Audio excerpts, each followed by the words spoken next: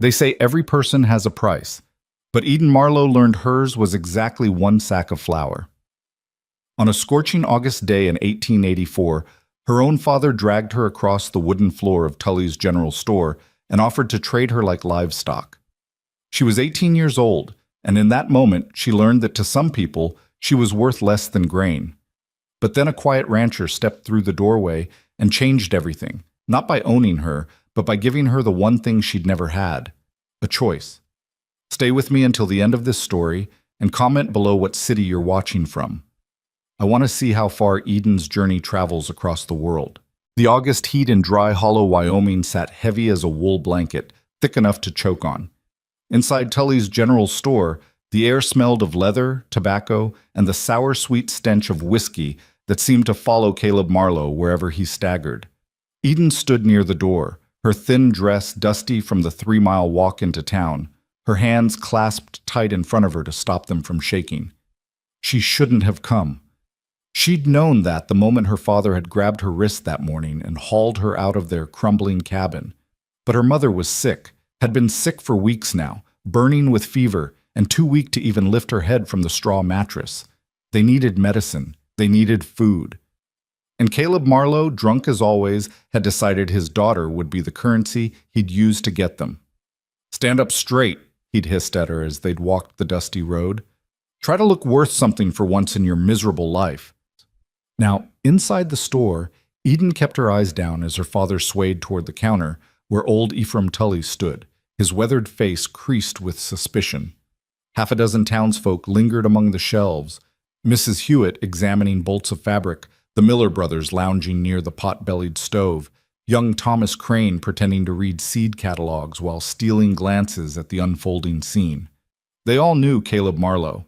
Everyone in Dry Hollow knew him, the worthless drunk who'd let his homestead fall to ruin, who spent every cent on rot-gut whiskey while his wife wasted away and his daughter wore dresses patched so many times they were more thread than fabric.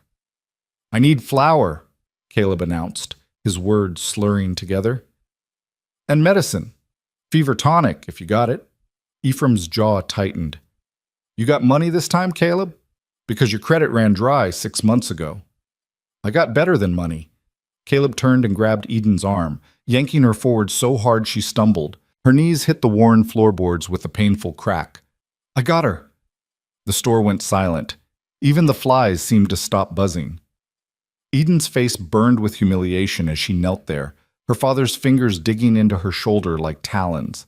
She could feel every eye in the room on her, could hear Mrs. Hewitt's sharp intake of breath, could sense the Miller brothers shifting uncomfortably. "Get up," someone whispered. She wasn't sure if it was meant for her or her father. "Caleb," Ephraim's voice was low, warning. "What in God's name do you think you're doing?" "I'm making a trade." Caleb's laugh was wet and ugly. "Fair and square. One girl, 18 years old, strong enough, knows how to cook and clean, for one sack of flour and whatever medicine you can spare. Hell, I'm practically giving her away at that price." Eden closed her eyes. She wanted to disappear, wanted the floor to open up and swallow her whole. This couldn't be happening. This couldn't be real. "Please," her voice came out barely above a whisper. "Please, Pa. Just let me go home. Mama needs me. She's burning up with fever, and—" "Your mama's the reason we're in this mess," Caleb snarled, shaking her so hard her teeth rattled. "Useless woman can't even stay healthy enough to work. And you—" He shoved her forward again, and Eden had to catch herself with her hands to keep from falling flat on her face. "You're just as worthless. 18 years old, and what do I got to show for it? Nothing but another mouth to feed." "That's enough." Thomas Crane had stepped forward, his young face flushed with anger. "Mr. Marlowe, you can't just—" "Can't what?" Caleb whirled on him, whiskey breath and rage. "Can't sell what's mine? She's my daughter, boy. I brought her into this world, and I'll do with her what I damn well please." "Actually," a new voice cut through the tension, steady and calm as deep water, "you can't." Every head turned toward the doorway. The man standing there was tall, well over 6 feet, with shoulders broad enough to fill the frame. He wore a simple work shirt, sleeves rolled to his elbows, and canvas pants stained with honest dirt. His face was weathered by wind and sun, carved with lines that spoke of hard years and harder choices. But it was his eyes that caught Eden's attention, even through her humiliation, gray as storm clouds, and steady in a way that made something in her chest ache. She'd never seen him before. She would have remembered. "Who the hell are you?" Caleb demanded. The stranger stepped inside, his boots heavy on the floorboards. "Gideon Rhodes. I ranch about 12 miles north of here." His gaze swept the room, taking in the frozen townsfolk, Eden still kneeling on the floor, Caleb swaying with drunken aggression. "And I'm telling you that you can't sell your daughter like a mule. This ain't your business, Rhodes. You made it everyone's business the moment you dragged her in here." Gideon's voice remained calm, but there was steel underneath it. "Now let her up." For a long moment, nobody moved. Eden could hear her own heartbeat pounding in her ears, could feel tears threatening to spill over. She'd learned long ago not to cry in front of her father. It only made things worse. But right now, with this stranger defending her against her own pa, something inside her was cracking. Caleb's hand tightened on her shoulder, fingers digging in hard enough to bruise. "You don't tell me what to do with my own kin. Then I'll make you an offer." Gideon moved closer, and Eden caught the scent of pine and leather, clean sweat and open air, so different from the sour stink of her father. "You want flour and medicine. I'll pay for them. In exchange, your daughter comes with me." Eden's breath stopped. "Now wait just a minute," Ephraim started. "Not as property," Gideon continued, his eyes never leaving Caleb's face. "As a hired hand. I've got a house that needs tending and 3 children who need looking after. I'll pay her fair wages, more than she'd see staying with you, that's certain.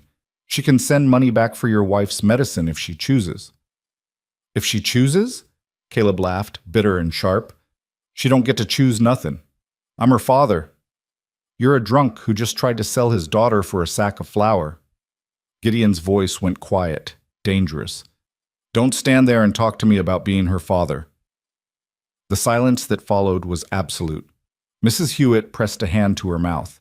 The Miller brothers had gone very still. Thomas Crane looked like he wanted to cheer. Caleb's face went purple with rage.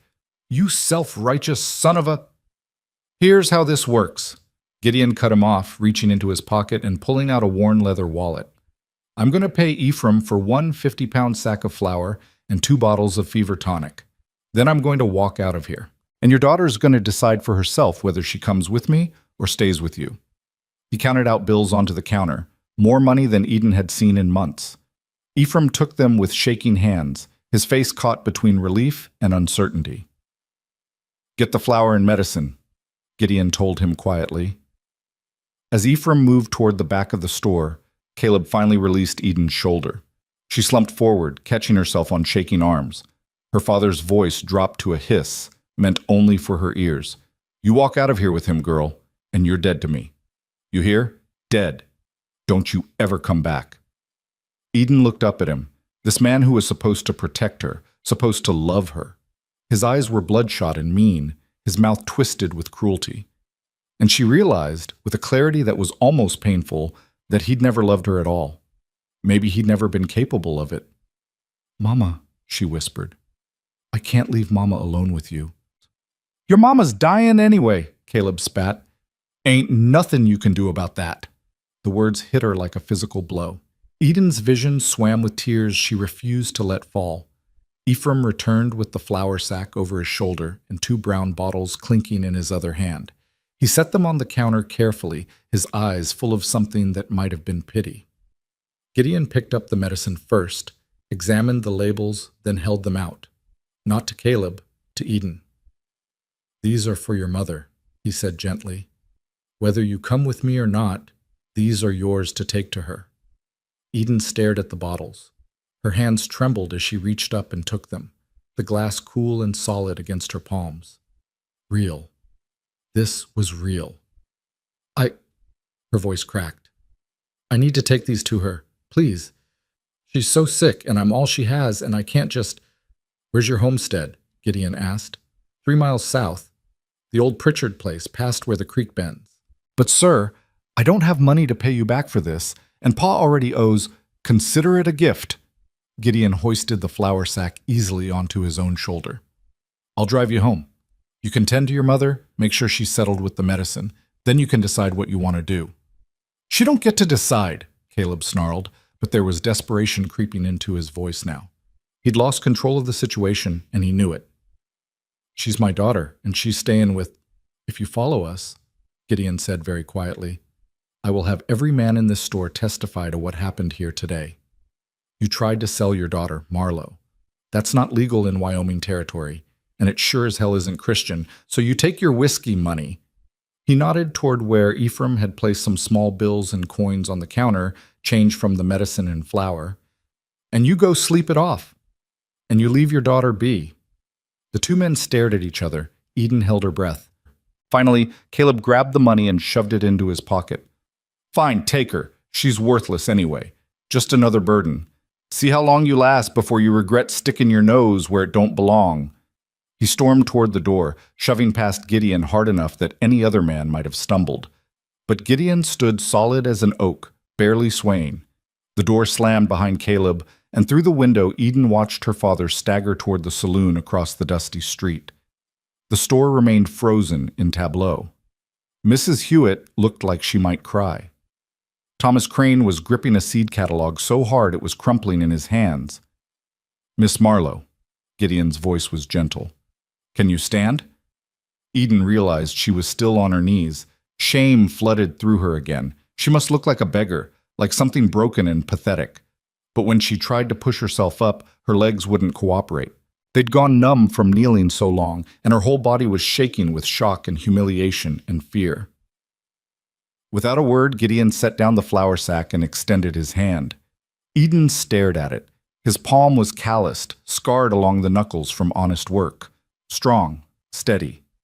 She placed her hand in his. His grip was warm and firm as he helped her to her feet, his other hand coming to her elbow to steady her when she swayed.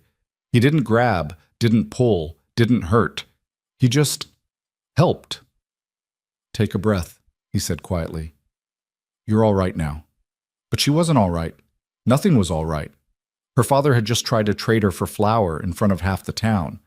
Her mother was dying, and this stranger, this man she'd never met, had just paid for her like she was something to be bought and sold, even if he claimed that wasn't his intention. "I don't understand," she whispered. "Why would you do this?" Gideon's expression was hard to read. "Because somebody needed to, and I was here.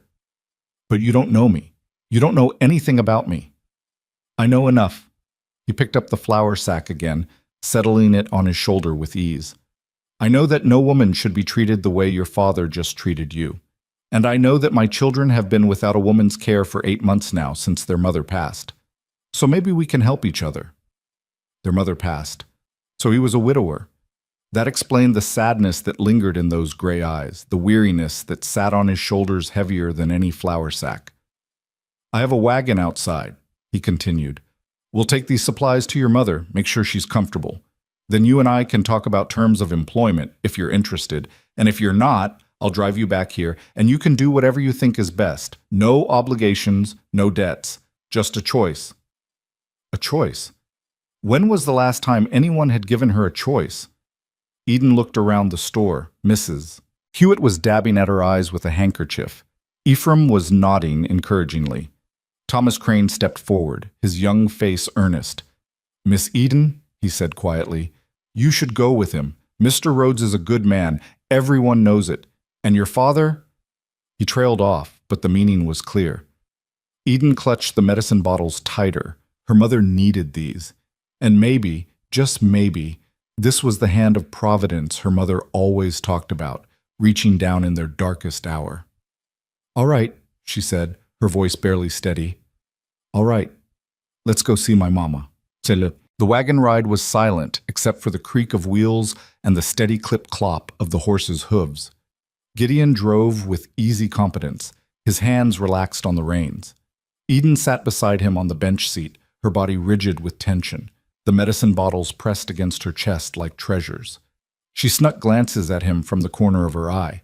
Up close, she could see more details. The silver threading through his dark hair at the temples, the small scar above his left eyebrow, the way his jaw was set with determination, but not anger. He looked to be in his mid-30s, maybe older. Hard living aged a person out here. "How long has your mother been sick?" he asked after a while, breaking the silence. "About 3 weeks.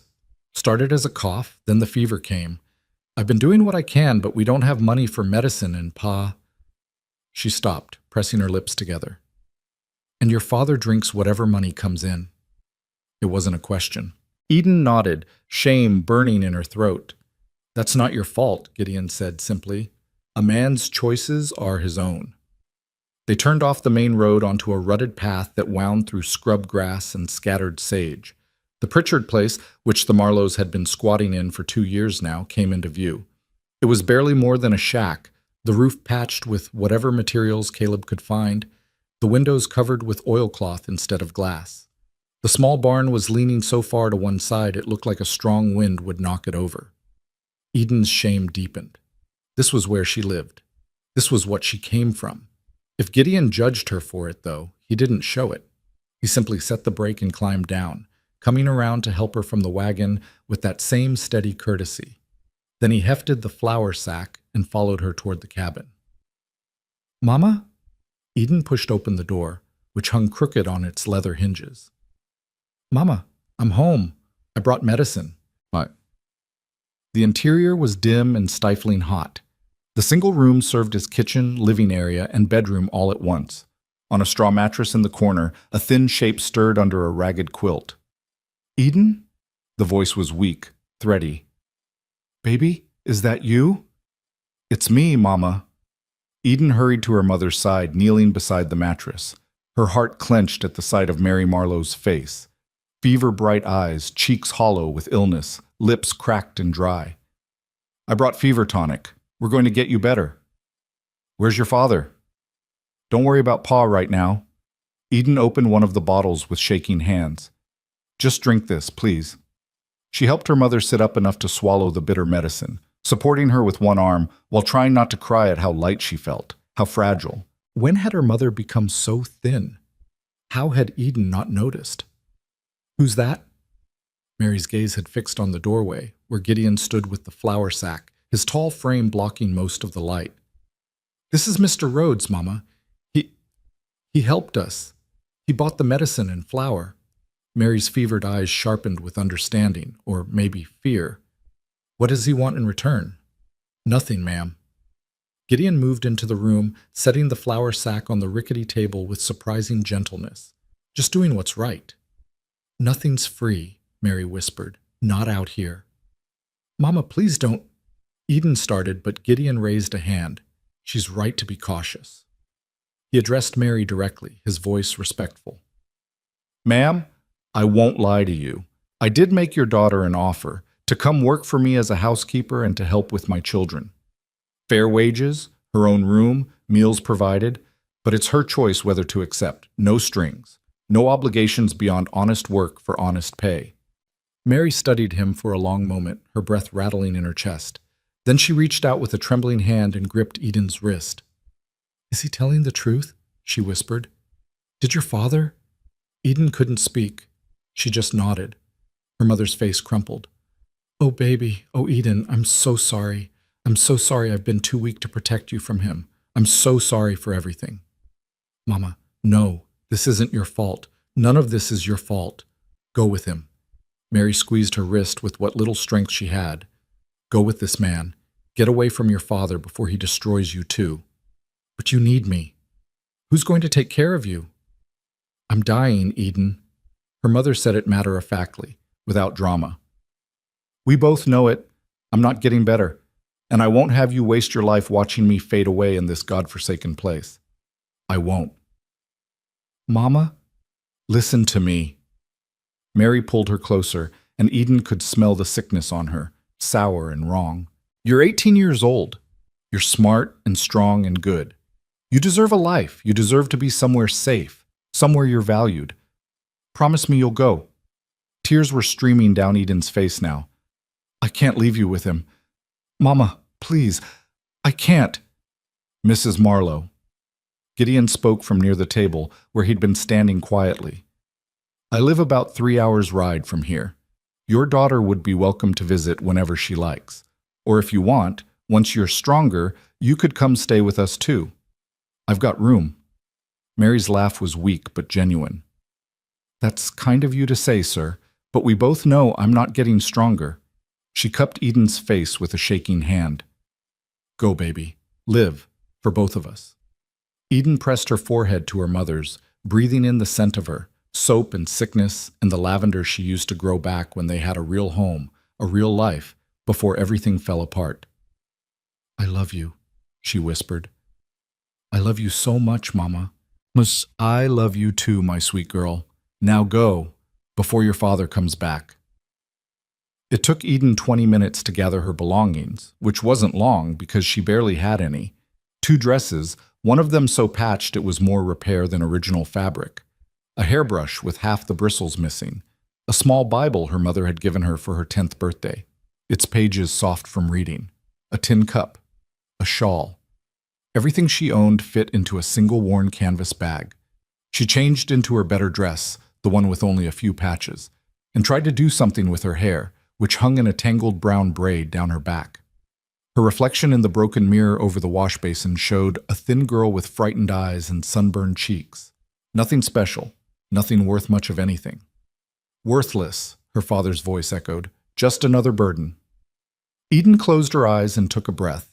Then she picked up her bag and walked back to her mother's bedside. Mary was sleeping now, the medicine already working to dull the fever's edge. Eden kissed her forehead gently, memorizing the feel of her mother's skin, the sound of her breathing. I'll come back, she promised softly. I'll come back as soon as I can. And I'll send money for more medicine. I promise, Mama. I promise. But Mary didn't stir, lost already in fever dreams. Gideon was waiting outside by the wagon. He'd refilled the water barrel and apparently checked on the few scraggly chickens scratching in the dirt.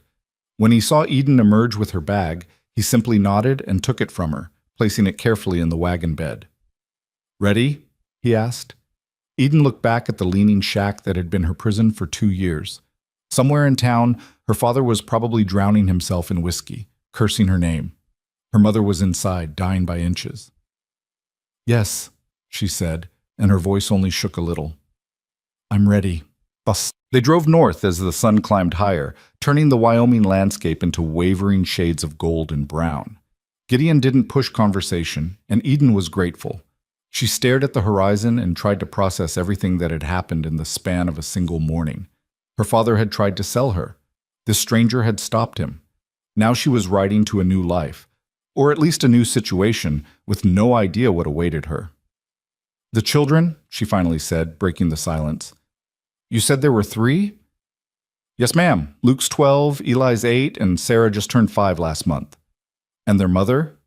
Catherine. His jaw tightened slightly. She died in February. Complications from childbirth. The baby didn't make it either. I'm sorry. So am I. He was quiet for a moment. They've been managing without her, but it's been hard. Luke tries to act like a man grown. Eli's gone quiet as a church mouse, and Sarah, he exhaled slowly. Sarah still sets a place at the table for her sometimes. Forgets her mother's not coming back. Eden's heart ached. That's a lot for them to carry. It is, and I haven't been as present as I should be. The ranch demands attention, and I've been trying to do the work of 2 people. 3, really. He glanced at her. I won't lie to you, Miss Marlowe. The house is a mess. The children are half wild, and I'm not always easy to work for. But I pay fair, I don't drink, and I keep my word. Those are the terms. What would you expect from me? Cooking, cleaning, laundry, mending, basic household tasks. Help with the children, making sure they eat properly, that Sarah gets tucked in at night, that the boys do their lessons. I don't expect you to be their mother, he added quickly. Just a steady presence, someone who cares whether they're all right. And my wages? Room and board plus $15 a month. You can keep every penny or send it wherever you choose. $15. That was more than Eden had ever had at once in her entire life. She could send money for her mother's medicine, maybe even save some for what? What did she want? What did she dream about besides just surviving? She didn't know. She'd never had the luxury of dreaming. What if... She hesitated. What if I'm not good at it? What if I can't do what you need? Gideon looked at her squarely. Then we'll figure it out together. I'm not looking for perfection, Miss Marlowe. I'm looking for someone who'll try. That's all. Someone who'll try. Eden could do that. She'd been trying her whole life, trying to keep her mother alive, trying to stay out of her father's way, trying to make something out of nothing. At least now she'd be trying for herself. All right, she said. All right, Mr. Rhodes. I'll work for you. He nodded, a ghost of a smile touching his mouth. Then you can call me Gideon. Mr. Rhodes makes me sound like my father, and he was a hard man. Gideon. The name felt strange on her tongue, formal, biblical. And you can call me Eden. Eden. He said it thoughtfully, like he was tasting it. Your mother a religious woman? She was. Is. She named me for the garden, said every girl deserves to start life in paradise. Eden's laugh was bitter. Didn't quite work out that way. Paradise is overrated anyway, Gideon said. It's the surviving that makes you strong. They rode on. The landscape gradually changed as they traveled north, the scrubland giving way to rolling hills dotted with stands of pine and cottonwood. Eden saw cattle grazing in the distance, their brands too far away to read. A hawk circled overhead, riding the thermals. Finally, as afternoon shadows lengthened, Gideon pointed ahead. There, that's home. The Rhodes homestead sat in a shallow valley, protected from the wind by gentle slopes on 3 sides. The house itself was weathered but solid, a 2-story wooden structure with a wide porch and a stone chimney. A barn stood nearby, in better repair than the house, and Eden could see a chicken coop, a root cellar, and what looked like a smokehouse. Fences ran in neat lines, enclosing pastures where cattle grazed peacefully. It wasn't grand, but it was real, permanent, cared for. It's beautiful, Eden whispered. Gideon looked surprised. It's seen better days. Catherine always wanted me to paint it, but I never got around to it. Now, he shrugged. As they approached, 3 figures emerged from the barn. 2 boys and a little girl, all 3 of them dirty and disheveled, watching the wagon with wary eyes. Luke was tall for 12, with his father's dark hair and strong jaw. He stood with his arms crossed, trying to look older than his years. Eli was smaller, sandy-haired, with cautious eyes that tracked every movement. And Sarah, tiny Sarah, with her blonde braids and grass-stained dress, gripped her oldest brother's hand like a lifeline. Gideon brought the wagon to a stop. Children, this is Miss Eden Marlowe. She's going to be staying with us for a while, helping around the house. 3 pairs of eyes studied her. Eden swallowed hard and climbed down from the wagon before Gideon could help her. She wanted to meet them on equal ground, not have them see her as someone who needed assistance. Hello, she said quietly.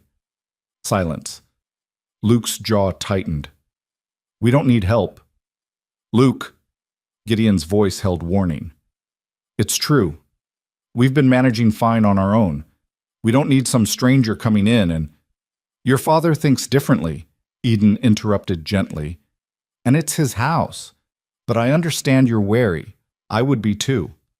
That seemed to throw Luke off balance. He'd expected an argument, not agreement. I'll try not to be a burden, Eden continued, and I won't pretend to be something I'm not. I'm just here to work. Sarah tugged on Luke's hand. Is she going to cook supper? She whispered loudly. I'm hungry. Despite everything, the trauma of the day, the fear, the uncertainty, Eden felt her mouth twitch toward a smile. I can cook supper. What do you usually have?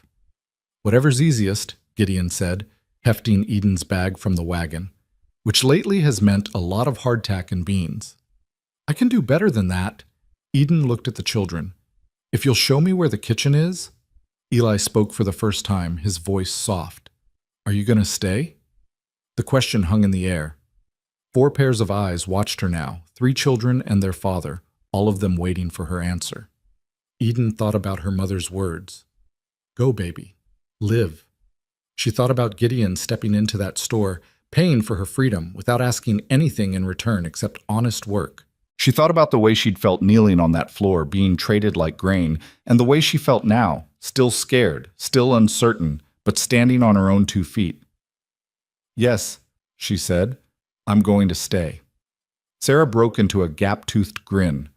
Luke's scowl softened slightly. Eli just nodded, like he'd expected it. And Gideon looked at her with something in his eyes that might have been respect, All right then, he said. Welcome to the Rhodes homestead, Eden. Let's get you settled. The inside of the house was exactly what Gideon had warned her about, a disaster.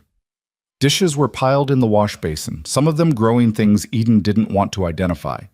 Clothes were scattered across every surface. The floor was tracked with mud and straw. The curtains hung crooked on their rods, and dust covered everything like a shroud. But underneath the mess, Eden could see potential. Good solid furniture, well made. A real cast iron stove. A table large enough for a family to gather around. Windows that would let in morning light once they were cleaned.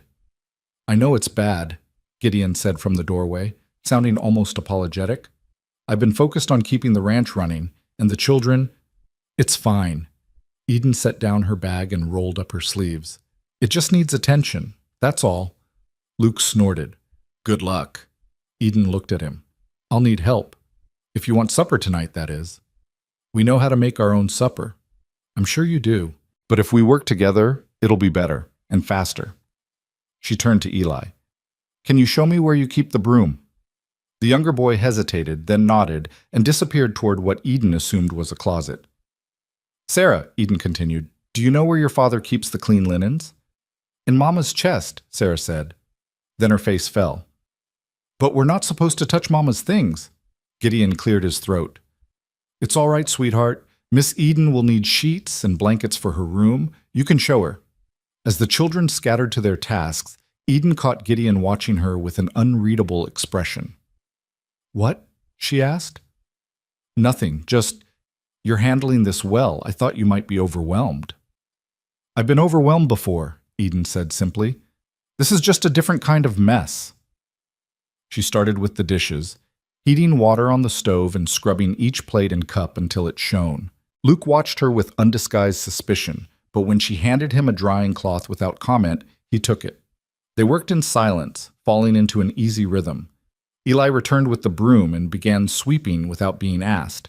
Sarah brought an armful of linens, then started gathering dirty clothes into a basket, humming tunelessly under her breath. And Gideon just watched for a moment, something like wonder crossing his face. Then he nodded once and headed out to tend to the evening chores. As Eden worked, she found herself relaxing slightly. This she knew how to do. This made sense. Honest labor, clear results. Take something broken and make it whole again. By the time the sun started its descent toward the horizon, the kitchen was clean, the table was set, and Eden had managed to make a proper meal from the supplies she'd found in the root cellar: fried salt pork, pan biscuits, and stewed carrots with a little precious sugar for sweetness. When Gideon came in for supper, he stopped in the doorway and just stared. You did all this in 3 hours? The children helped. Eden wiped her hands on her apron, one she'd found hanging on a peg, probably Catherine's. It was too big for her, but she'd cinched it tight. Supper's ready, if you're hungry. They gathered around the table, Gideon at the head, Luke and Eli on one side, Sarah and Eden on the other. Sarah insisted on setting that extra place, and nobody said anything when she whispered, "Hi, Mama," to the empty chair. Eden watched as Gideon said a simple blessing, then served the children before himself. Good manners. Her father had never bothered with such things. The first bite of biscuit made Luke's eyes widen. Eli made a small sound of pleasure. Sarah kicked her feet happily under the table. This is good, Luke said, like the admission was being dragged from him. Really good. Thank you. Our mother used to make biscuits on Sundays, Eli said softly. Yours taste almost like hers. The table went quiet. Eden's throat tightened with sympathy. I'm not trying to replace your mother, she said gently. I want you to know that, but I'm glad you like the biscuits. Gideon caught her eye across the table and nodded slightly. A silent thank you. They ate in relative peace, passing dishes and refilling cups. It was strange and comfortable all at once, like Eden was watching someone else's life, someone who belonged in a warm house with a family around a table, someone who mattered.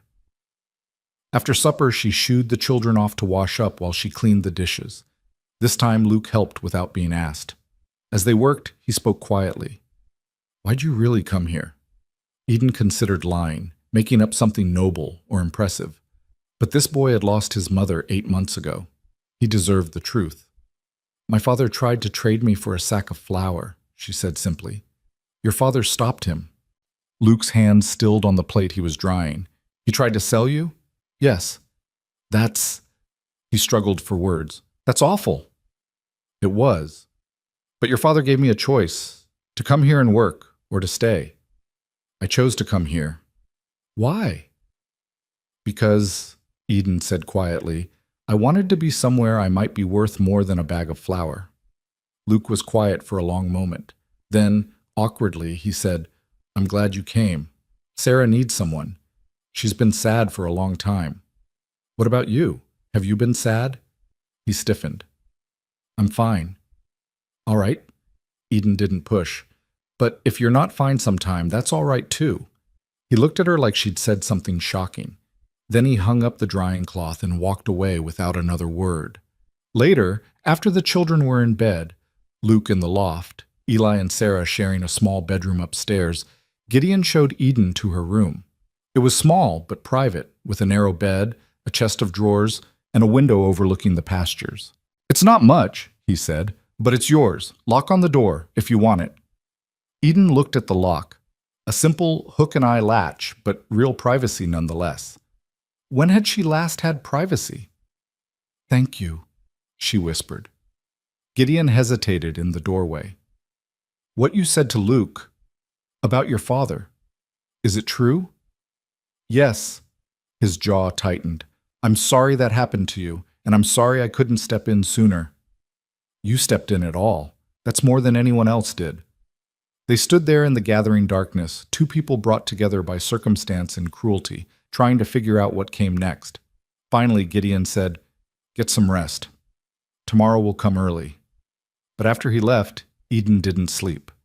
She sat on the edge of the bed, staring out the window at the stars emerging over the Wyoming hills. And for the first time since her father had dragged her into that store, she let herself cry, not from fear or shame, but from something that felt almost like hope. She'd survived today. She'd made it to the other side. And tomorrow she'd wake up in a house where no one thought she was worthless. It wasn't paradise, but it was hers. The first week passed in a blur of work and silence. Eden woke before dawn each morning to the sound of roosters crowing and Gideon's boots on the wooden stairs as he headed out to begin the day's labor. She'd dress quickly in the dim light, splash cold water on her face from the basin in her room, and make her way downstairs to light the stove and start breakfast. The children emerged slowly, like cautious animals testing the safety of open ground. Luke always came down first, his face closed off and guarded. He'd nod at her, barely a greeting, and head outside to help his father with the morning feeding. Eli would appear next, slipping into the kitchen quiet as a shadow. He never spoke unless spoken to, but he'd watch her with those careful eyes while she cooked, absorbing everything she did. Sarah was last, tumbling down the stairs with sleep-tangled hair and her nightgown twisted around her legs. She was the only one who seemed willing to let Eden close, though even she maintained a careful distance, as if expecting Eden to disappear at any moment like her mother had. That first morning, Eden had made simple oatmeal with dried apples and a drizzle of molasses. She'd set the bowls on the table and called the family to eat, her heart pounding with nervousness. Would they like it? Would they accept her presence here, or would she remain forever an outsider? Gideon had eaten steadily, his face unreadable. Luke had hunched over his bowl like he was protecting it. Eli had eaten in tiny, precise bites, and Sarah had pushed the oatmeal around with her spoon, making patterns in the molasses. You need to eat, sweetheart, Eden had said gently. I'm not hungry, Sarah had whispered. She never eats breakfast anymore, Luke had said, his tone defensive. We've tried. Eden had looked at the little girl, 5 years old and already carrying grief too heavy for her small shoulders. She'd crouched down beside Sarah's chair, meeting her at eye level. You don't have to eat it all, she'd said softly. But could you eat just 3 bites? For me? Sarah had studied her with solemn blue eyes. Why? Because I made it special for you, and because growing girls need their strength. That's what Mama used to say. The words had hung in the air like a benediction and a curse. Eden had felt every eye at the table turn toward her, waiting to see how she'd respond. Your mama was right, she'd said simply, and I bet she'd want you to eat breakfast, even when you don't feel like it. Sarah had considered this with the seriousness only a child could muster. Then she'd picked up her spoon and taken one bite, then another, then a third. Good girl, Eden had murmured, and stood up before the emotion threatening to close her throat could show on her face. That small victory had felt enormous. By the third day, Sarah had started lingering in the kitchen after breakfast, watching Eden work. She didn't talk much, but her presence was a start. She'd hand Eden things without being asked: the dishcloth when Eden's hands were wet, the flour tin when Eden was making bread, the broom when the floor needed sweeping. Eli had begun speaking to her in fragments. The butter's in the root cellar, and Papa likes his coffee strong.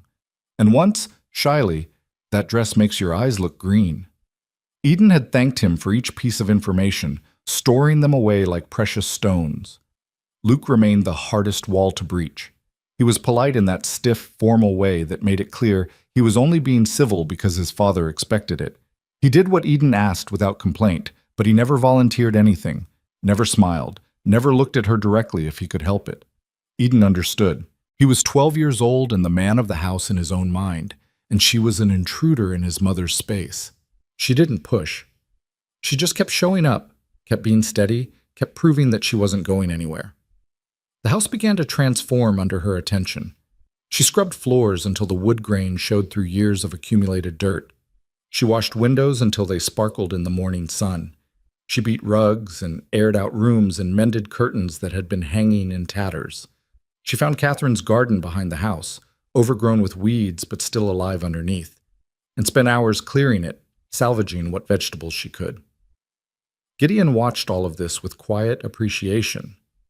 He didn't praise her, that wasn't his way, but she'd catch him sometimes, standing in a doorway or pausing on his way to the barn, just looking at the transformed space with something like wonder in his eyes. On the fourth evening, after the children were in bed, he'd found her in the kitchen finishing the last of the dishes. The lamp cast golden light across the now clean surfaces, making everything glow. "You've done good work here," he'd said simply. Eden had looked up from the pot she was scrubbing. "It's what you hired me for." "Still, it's more than I expected." He'd hesitated, then added, "Catherine would have appreciated it. She always wanted the house to be welcoming. I let it fall apart after she died." Grief does that sometimes, makes it hard to care about the small things. "You speak from experience." Eden had set down the pot carefully. "My mother's dying, so, yes, I understand what it's like to lose someone slowly, piece by piece, and not be able to stop it." Gideon had been quiet for a long moment. Then he'd said, "I haven't asked about your mother. That was wrong of me. Do you want to go visit her? I can spare you for a day." The offer had been so unexpected, so kind, that Eden had felt tears prick her eyes. "Thank you. I'd like that. I want to bring her some of the money you're paying me, get her more medicine if she needs it.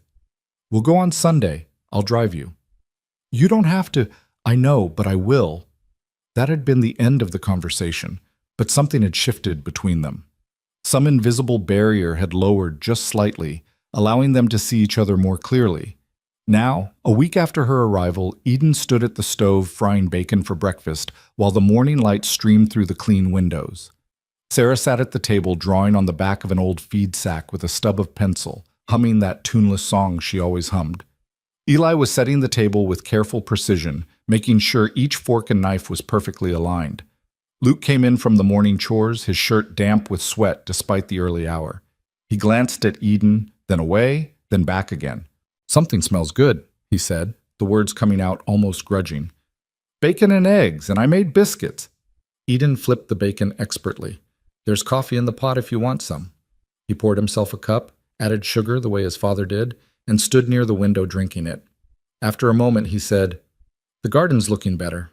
It was the first voluntary observation he'd made to her. Eden kept her voice casual, not wanting to scare him off. "I found some squash plants that are still producing, and the carrots should be ready to harvest soon." "Mama loved that garden. She used to make us help weed it, even when we complained." "Did you complain a lot?" "All the time." The ghost of a smile crossed his face, then disappeared. "She'd say we were building character. I didn't know what that meant then." "Do you know now?" He looked at her directly for the first time since she'd arrived. "Yeah, I think I do." Before Eden could respond, Gideon came through the door, bringing with him the smell of hay and horses and morning air. His eyes swept the kitchen, the clean surfaces, the food cooking, his children gathered and calm, and something in his expression softened. "Smells like heaven in here," he said. "Just breakfast," Eden replied, but warmth spread through her chest at the compliment. They gathered at the table the way they'd begun to do every morning, falling into a rhythm that was becoming routine. Eden served the food while Gideon said the blessing. The children ate with better appetite than they'd had a week ago. Even Sarah managed to finish most of her eggs without prompting. "Papa," Sarah said suddenly, "can Miss Eden braid my hair like Mama used to, the way with the ribbons?" The table went still. Luke's fork paused halfway to his mouth. Eli stared at his plate. Gideon's jaw tightened almost imperceptibly. Eden's heart sank. She'd overstepped somehow, taken up too much space, made the children too comfortable when they should have been protecting their mother's memory. But Gideon just looked at his daughter and said gently, "If Miss Eden's willing, I don't see why not." "I'd be happy to," Eden said softly. "Do you remember where your mother kept the ribbons?" "In her sewing basket, the blue one by the window." After breakfast, while the boys helped their father with the livestock and Eden cleaned the kitchen, Sarah retrieved the sewing basket. It was made of woven willow, faded but sturdy, and when Eden opened it, she found it full of treasures, spools of thread in every color, needles carefully organized by size, buttons saved from worn-out clothes, and yes, ribbons, dozens of them, some new and some frayed from use. "Mama said ribbons make every day special," Sarah whispered, running her fingers over the silky strips. "Even hard days. Your mama was a wise woman." "Do you have a mama?" "I do. She's sick right now, but your father's going to take me to see her on Sunday." Sarah processed this information with that serious expression children got when they were thinking hard about something. "Is your mama nice?" "Very nice. She tells me stories and sings songs, even when she doesn't feel well." "My mama used to sing too, but then the baby came and she got sick and she stopped singing and then—" Sarah's voice hitched. "And then she went away." Eden knelt down, bringing herself to Sarah's level. "She didn't want to go away, sweetheart. I'm sure of that. Sometimes people get sick, and no matter how hard they fight or how much they're loved, they just can't get better. But that doesn't mean they wanted to leave. Luke says she's in heaven with baby Jacob. I believe that too. Do you think she can see us from heaven, see that I'm growing and Eli learned to read better and Luke's almost as tall as Papa now? I think if anyone can see through heaven to earth, it's mothers watching their children." Sarah seemed satisfied with this answer. She climbed onto a chair and sat patiently while Eden carefully combed out her tangled hair and began braiding it. Her hair was fine and blonde, so different from Eden's own thick brown waves. Eden worked gently, trying to remember how her own mother had braided her hair when she was small, back before everything had fallen apart. "You're good at this," Sarah said. "Did your mama teach you?" "She did. A long time ago, when things were different." "What changed?" "My father changed. Or maybe he was always the way he is and I just didn't see it when I was small." Eden wove a blue ribbon through the braid, matching Sarah's eyes. "But your father's not like that. He's a good man." "I know. He's the best papa." Sarah paused, then added carefully, "Are you going to marry him?" Eden's hand stilled in shock. "What?" "Luke says that's probably why you came here, because Papa needs a wife, and we need a mama." "No, sweetheart, that's not—" Eden resumed braiding, trying to keep her voice steady. "I came here to work, to help with the house and cooking and taking care of you children, that's all." "But don't you like him?" "Of course I do. He's been very kind to me, but liking someone and marrying them are very different things." "Oh." Sarah sounded disappointed. Then, with the brutal honesty of children, "I wish you could be our mama, though. You're nice and you smell good and you don't yell." Eden's throat tightened with emotion. "Thank you, honey. That means a lot to me. But your mama will always be your mama, even if I'm here helping. Nobody can replace her." "Eli says that too. He says Mama's watching from heaven and she'd be mad if we forgot her." "I don't think she'd be mad. But I think she'd be happy if you remembered her, the songs she sang, and the things she taught you, and the way she loved you. Those memories are precious. Eden tied off the braid with the blue ribbon and turned Sarah around to face her. There. Beautiful. Want to see? She held up a small mirror from the sewing basket. Sarah looked at her reflection and broke into a smile so bright it could have lit the whole house. It's just like Mama used to do it. Good. Now you can show your brothers. Sarah jumped down from the chair and ran outside, hollering for Luke and Eli to come see her hair. Eden sat back on her heels, emotionally exhausted from the conversation. She hadn't expected the children to grow attached so quickly, and she certainly hadn't expected them to start imagining her as a replacement for their mother. That wasn't why she was here. She was hired help, nothing more. She couldn't let herself forget that, couldn't let herself start thinking of this place as home, or these children as hers, or Gideon as anything other than her employer. But oh, it was tempting, so tempting to let herself believe she could belong here, could build something permanent and good. The week continued its rhythm.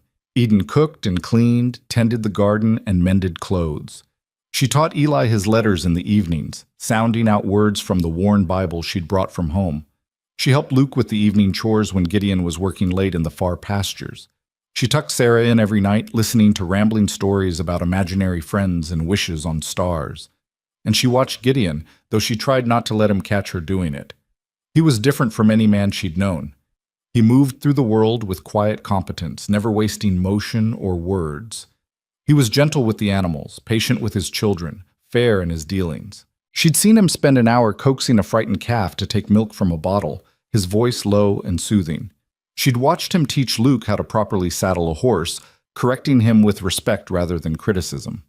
He worked from dawn until well past dark most days, his body bearing the wear of constant labor. Eden noticed the way he favored his left shoulder sometimes, saw him wince when he thought no one was looking.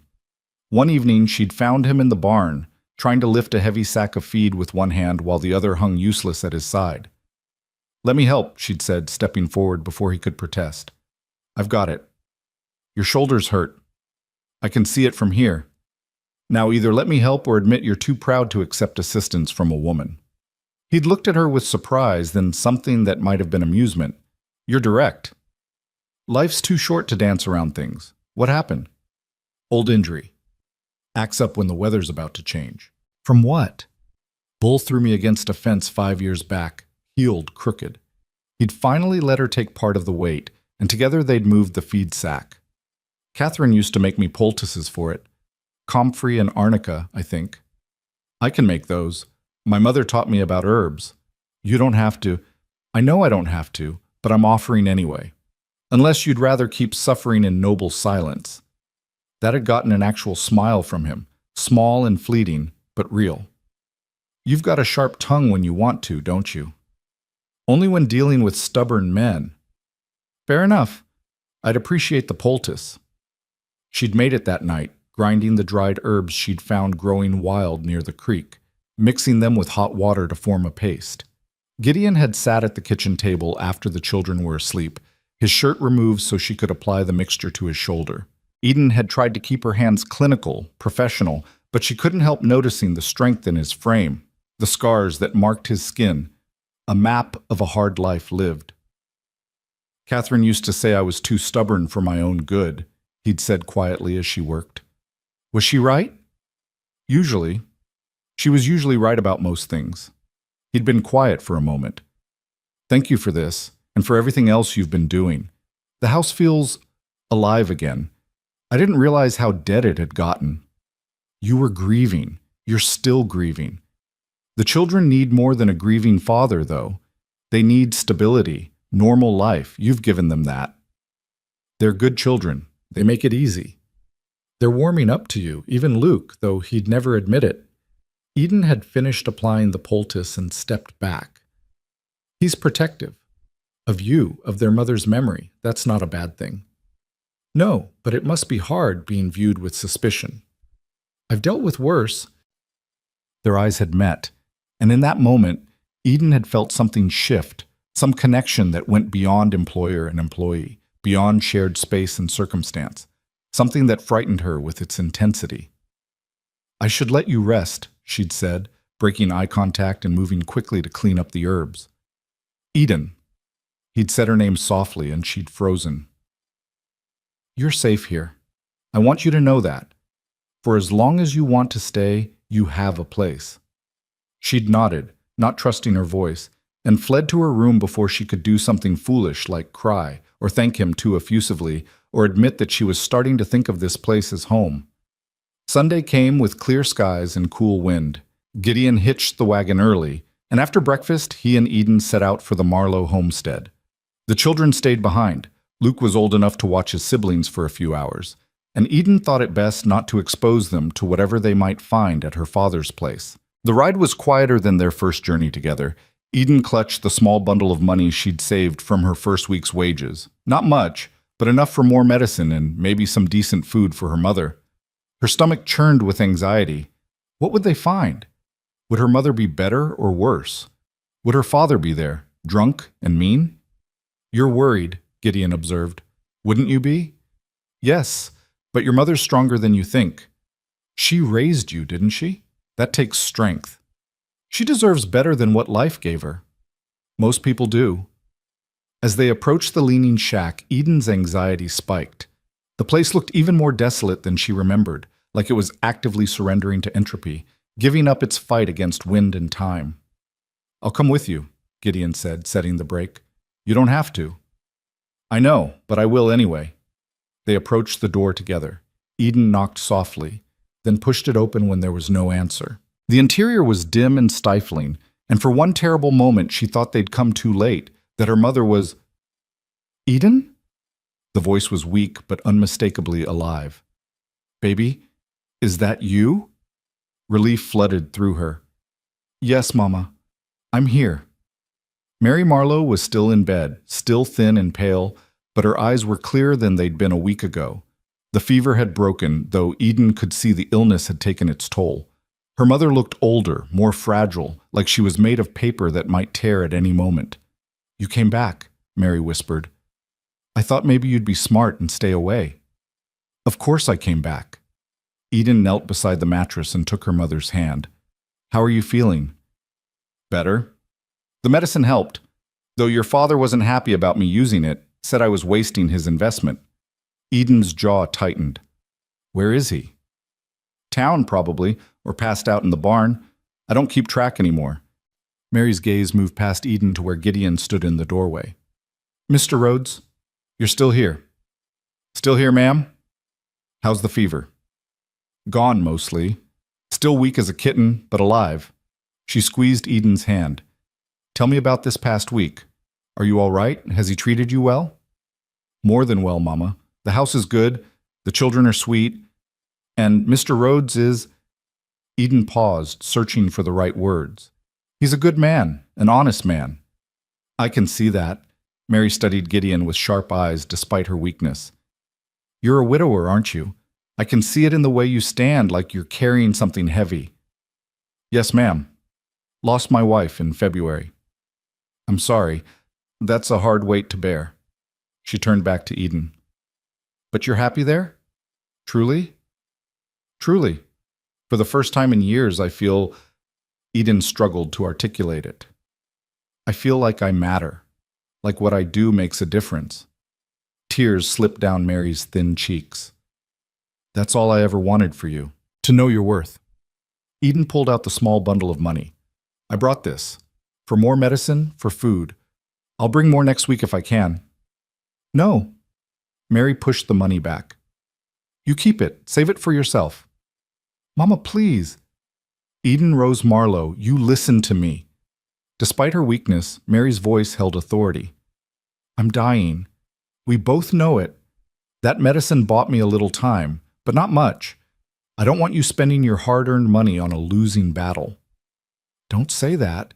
It's the truth, and truth matters. Mary cupped Eden's face with a trembling hand.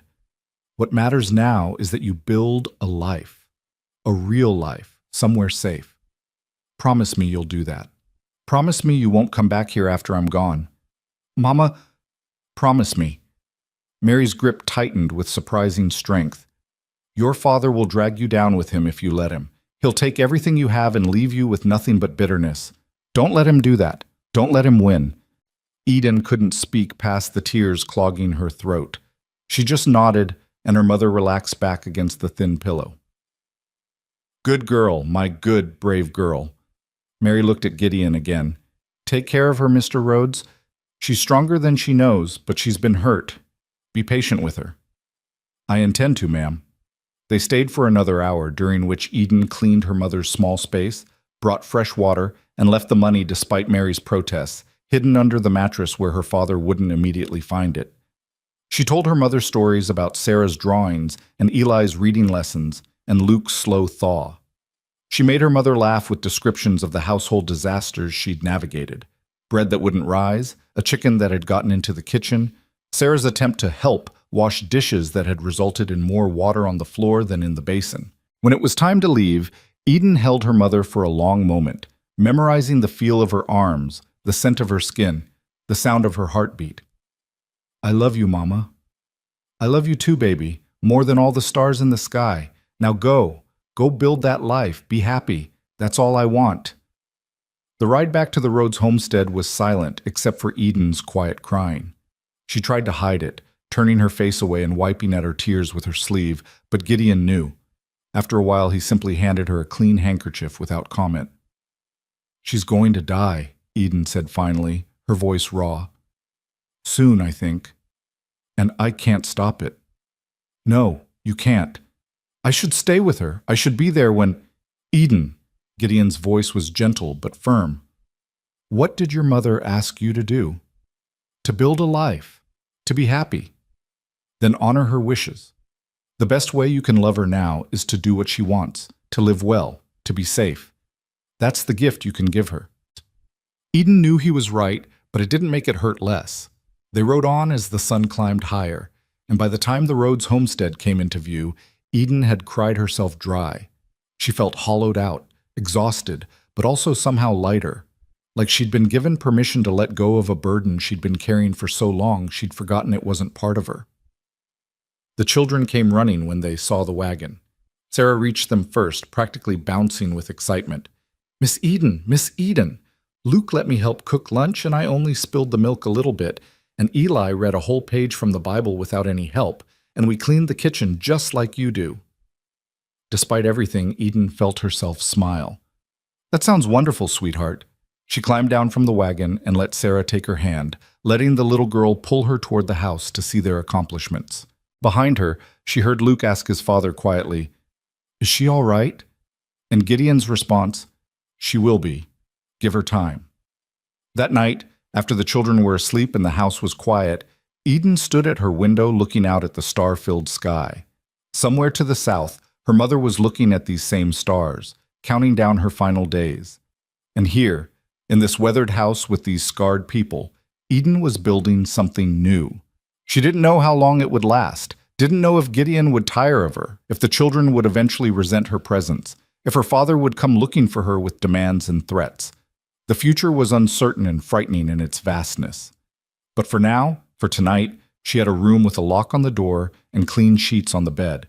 She had children who smiled when they saw her, and a man who treated her with respect. She had work that mattered, and hands that were useful. It wasn't paradise, but it was hers. And maybe that was enough. 3 weeks later, Eden stood in the kitchen kneading bread dough when she heard the rider approaching. The steady rhythm of hoofbeats carried through the open window along with the late September breeze, and something about the sound made her hand still in the flour-dusted dough. It was mid-morning on a Wednesday, not a time when they typically had visitors. Gideon and Luke were out mending fences in the north pasture, Eli was in the barn organizing tack, and Sarah was at the table carefully practicing her letters on a slate. Eden wiped her hands on her apron and moved to the window. A man on a tired-looking horse was riding up the path toward the house, and even from a distance she could see the official look of him: clean shirt, leather satchel, the bearing of someone who carried important news. Her stomach dropped. She knew what this meant before he even dismounted. "Sarah, sweetheart, go find Eli in the barn," she said, keeping her voice steady. "Stay with him until I come get you." "But I'm not done with my letters." "Now please." Something in Eden's tone made Sarah obey without further question. The little girl scrambled down from her chair and ran out the back door, her blonde braids bouncing against her shoulders. Eden waited until she was out of sight, then walked to the front door and opened it just as the man was climbing the porch steps. He was middle-aged, with kind eyes, and a weathered face that spoke of long hours in the saddle. He removed his hat when he saw her, a gesture of respect that would have been touching under different circumstances. "Ma'am, I'm looking for Miss Eden Marlowe. Been told she might be here at the Rhodes place." Eden's throat tightened. "I'm Eden Marlowe. I'm Deputy Carson from Dry Hollow. I'm sorry to be bringing you this news, but—" He paused, clearly uncomfortable. "Your mother passed 3 days ago. Doc Henderson was with her at the end. He said she went peacefully." The words hit Eden like a physical blow, even though she'd been expecting them, preparing for them. Knowing something was coming didn't make its arrival any less devastating. "3 days ago," she repeated numbly. "Yes, ma'am. We tried to find you sooner, but folks in town weren't sure where you'd gone. It was old Ephraim Tully who remembered Mr. Rhodes bringing you here." Deputy Carson shifted his weight, clearly wishing he was anywhere else. "There's the matter of burial. Your father, well, he hasn't made any arrangements. Been on a 3-day drunk since your mother passed, from what I hear." Of course he had. Eden closed her eyes briefly, fighting the wave of grief and rage that threatened to overwhelm her. Her mother had died alone, and her father had gone looking for the bottom of a whiskey bottle.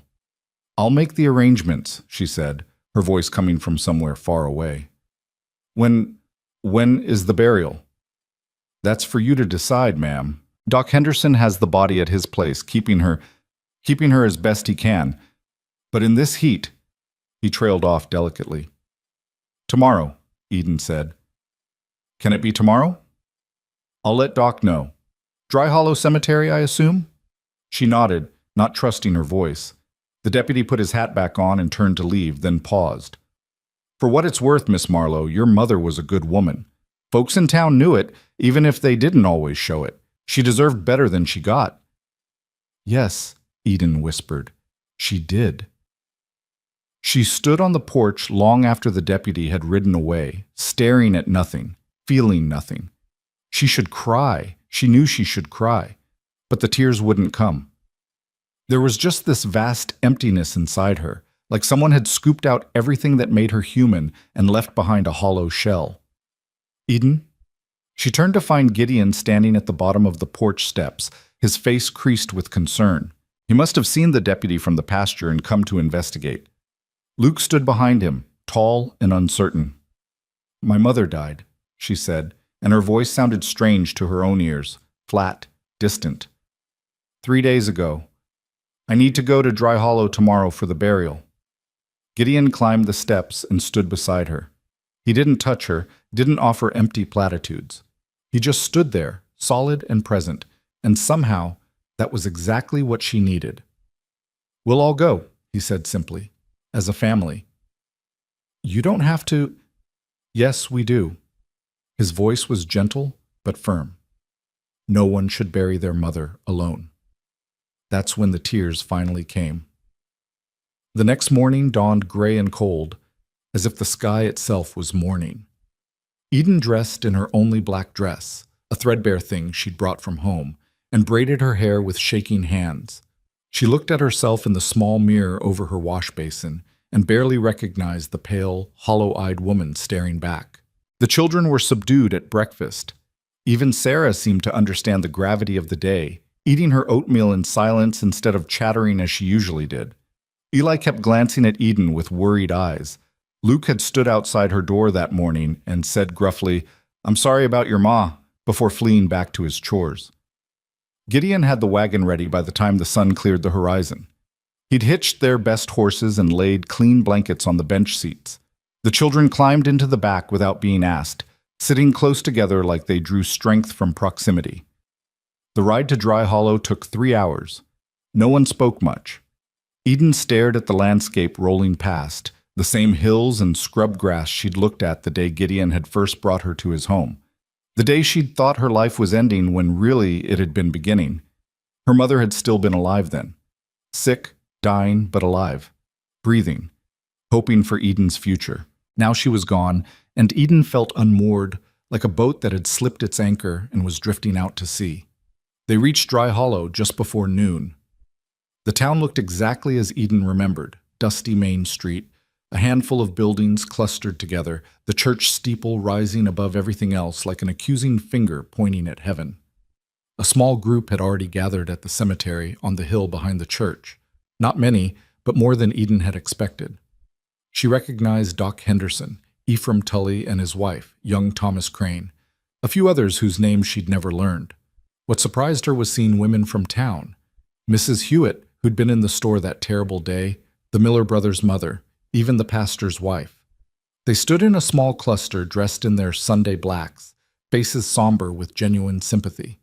Gideon helped Eden down from the wagon, his hand steady on her elbow. The children followed, Sarah gripping Eli's hand so tight her knuckles were white. Luke stood close to his father, trying to look grown up and failing. He was still just a boy, Eden realized, no matter how hard he tried to be a man. The grave had already been dug, a dark rectangle in the rocky soil. Beside it sat a simple pine coffin. Doc Henderson approached as they walked up the hill, his expression kind but weary. "Miss Marlowe, I'm sorry for your loss. Your mother was a brave woman." "Thank you for being with her," Eden managed. "I'm glad she wasn't alone. She spoke of you at the end, wanted me to tell you she was proud of the woman you'd become." He paused. "Your father's not here. Thought you should know." Of course he wasn't. Caleb Marlowe wouldn't interrupt his drinking to bury his wife. Eden felt a flash of anger so hot it nearly burned away the grief, but only for a moment. Then the emptiness returned, vast and echoing. The service was brief. The pastor read from Psalms and spoke generically about faith and eternal rest. Eden barely heard him. She stared at the pine box and tried to reconcile the fact that her mother, her vibrant, loving, broken mother, was inside it, still and silent forever. When it came time to lower the coffin into the ground, Gideon and Doc Henderson and Thomas Crane took the ropes. They worked with careful reverence, easing the box down into the earth. The sound of dirt hitting wood was the worst thing Eden had ever heard. People began to drift away after the first shovelful of soil fell. They touched Eden's shoulder as they passed, murmuring condolences she couldn't quite process. Mrs. Hewitt pressed a handkerchief into her hand. Ephraim's wife left a basket of food near the wagon. Finally, only the Rhodes family remained, standing vigil as the grave was filled. Sarah had started crying quietly, and Eli had his arm around her shoulders. Luke stood rigid, staring at the ground, and Eden realized he was crying too. For his own mother, probably. The grief still raw and unhealed. "Do you want to say something?" Gideon asked softly. Sometimes words help. Eden looked at the mound of fresh earth that marked where her mother lay. What could she possibly say that would be adequate? How could she sum up a life, a love, a loss in mere words? But she stepped forward anyway because her mother deserved to be acknowledged, deserved to have her daughter speak truth over her grave. "You taught me what love looks like," Eden said, her voice breaking. "Even when you had nothing else to give, you gave me that. You taught me to be strong when I wanted to break, to hope when everything seemed hopeless, to believe I was worth more than the price other people put on me." She wiped at her tears with the back of her hand. "I'm going to live, Mama, the way you wanted me to. I'm going to build something good and true. I'm going to be happy. I promise you that." The wind picked up, rustling through the dry grass, and Eden chose to believe it was her mother's way of saying she'd heard. They were loading back into the wagon when the trouble came. Eden heard him before she saw him, that familiar, slurred cursing that had been the soundtrack of her childhood. She turned and saw Caleb Marlowe staggering up the hill from town, his clothes filthy, his face purple with drink and rage. "There you are!" he bellowed, pointing at Eden with a shaking finger. "Thought you could just leave, did you? Thought you could abandon your own father?" Gideon immediately moved between Eden and Caleb, his body language shifting into something protective and dangerous. "That's far enough, Marlowe." "Get out of my way, Rhodes. That's my daughter." "That's a grown woman who doesn't want anything to do with you." Gideon's voice was quiet, deadly. "Now turn around and go sleep it off before you embarrass yourself further." "Embarrass myself?" Caleb laughed, bitter and ugly. You're the one who stole my daughter, turned her against me. You owe me— I owe you nothing. Eden stepped out from behind Gideon, fury suddenly burning through her grief. You sold me, remember? For flour. You told me I was worthless, that I was a burden. You didn't even come to your own wife's burial. Because she was worthless too, both of you, nothing but weight around my neck. Stop. The command came from Luke, who had stepped forward with his fists clenched and his young face twisted with righteous anger. You don't get to talk to her like that. Caleb squinted at the boy. Who the hell are you? I'm Luke Rhodes, and Miss Eden is— He faltered, searching for the right words. She's part of our family now. She takes care of us. She matters. And if you think you're going to hurt her or take her back to that falling down shack, you're wrong. Luke, get back, Gideon said, but there was pride in his voice beneath the concern. No, Papa. Somebody needs to stand up for her the way she stands up for us. Luke took another step toward Caleb, and despite being only 12 years old, despite facing down a grown man, he didn't back down. You're a drunk and a coward. Miss Eden deserves better than you. We all do. For a moment, Caleb just stared at the boy. Then his face twisted with something that might have been shame or rage. With him, they looked the same. He turned his bleary eyes on Eden. You turned my own daughter against me, poisoned her mind. You did that yourself, Eden said coldly. Every time you chose whiskey over your family. Every time you raised your hand in anger. Every time you made my mother cry herself to sleep. You did this, Pa. No one else. I'm still your father. No. Eden's voice rang out clear and strong across the cemetery. You stopped being my father the day you dragged me into that store and tried to trade me like livestock. You stopped being my father every time you hurt Mama. You're nothing to me now, nothing but a warning of what happens when a man lets bitterness and drink destroy everything good in his life. Caleb swayed on his feet, his mouth working but no sound coming out. He looked suddenly old and small and pathetic, a broken man who had broken everything he touched. You'll regret this, he finally spat. You'll come crawling back when that righteous bastard gets tired of you, when his precious children turn on you. And I won't be there. You hear me? You're dead to me, girl. Dead. Good, Eden said. Then we're finally even. She turned her back on him, a deliberate dismissal, and walked to the wagon. Gideon helped her up to the seat, his hand warm and steady. The children climbed into the back, Luke still bristling with protective fury, Eli and Sarah pressed close together. As they pulled away, Eden looked back once. Caleb stood alone among the graves, a solitary figure silhouetted against the gray sky. She felt nothing looking at him, no love, no hate, no regret, just emptiness where he used to be. Are you all right? Gideon asked quietly as they left Dry Hollow behind. No, Eden said honestly, but I will be. The ride back was subdued. The children dozed in the back, exhausted by emotion. Eden stared at the horizon and tried to process everything that had happened.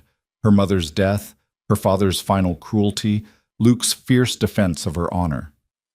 He stood up for me, she said after a while. Luke, he stood up for me. Of course he did. Your family. I'm hired help.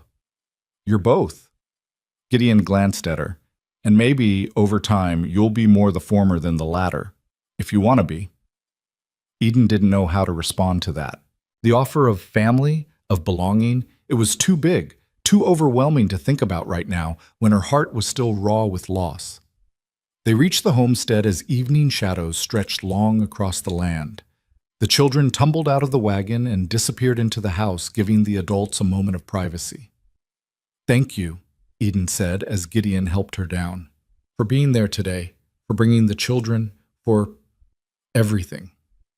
You don't have to thank me for basic decency. Most people wouldn't consider it basic decency. Most people would have left me to handle it alone. I'm not most people. He stood close enough that she could smell the familiar scent of him, leather and pine and honest work.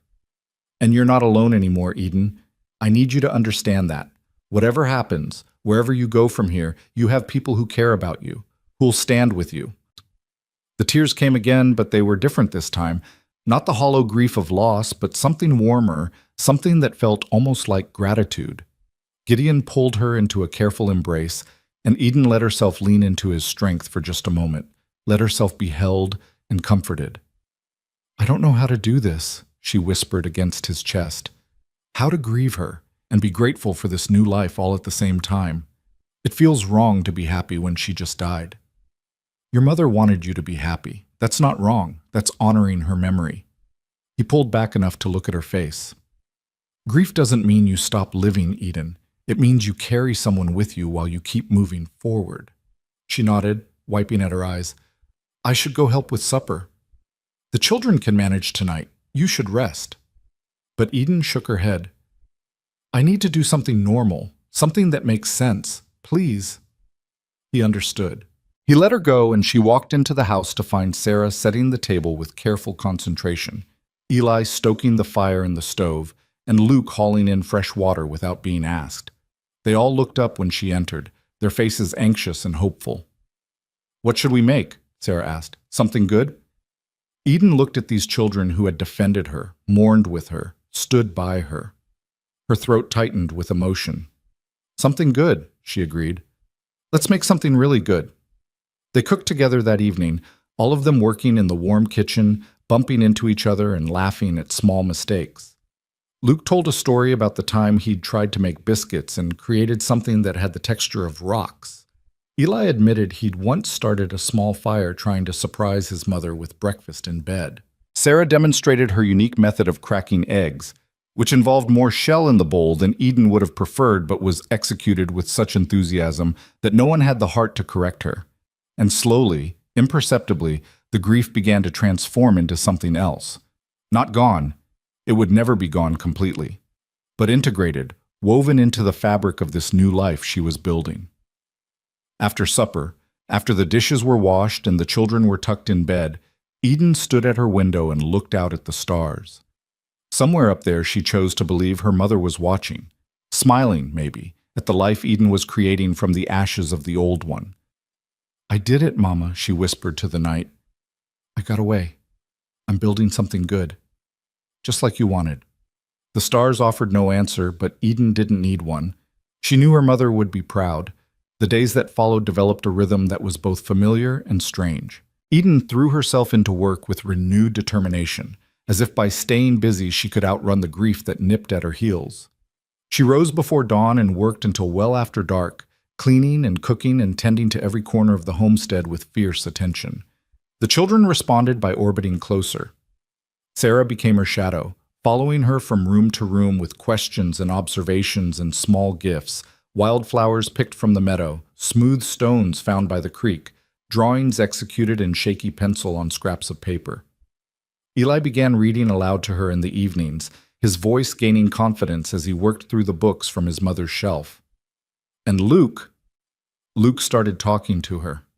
Really talking, not just the grudging responses he'd offered before. It happened one afternoon when Eden was in the garden, harvesting the last of the season's vegetables before the first frost came. Luke appeared beside her with a bushel basket and knelt down to help without saying a word. They worked in companionable silence for a while, the late afternoon sun warm on their backs. "I meant what I said at the cemetery," Luke said finally, not looking up from the carrots he was pulling. "About you being part of the family." Eden's hand stilled on the tomato plant she'd been picking. "That was a brave thing you did, standing up to my father like that." "I was scared," he admitted. "He looked mean. But I was more scared of what might happen if nobody stood up for you, if he tried to take you away. He has no power over me anymore." "Good." Luke sat back on his heels, dirt streaking his face.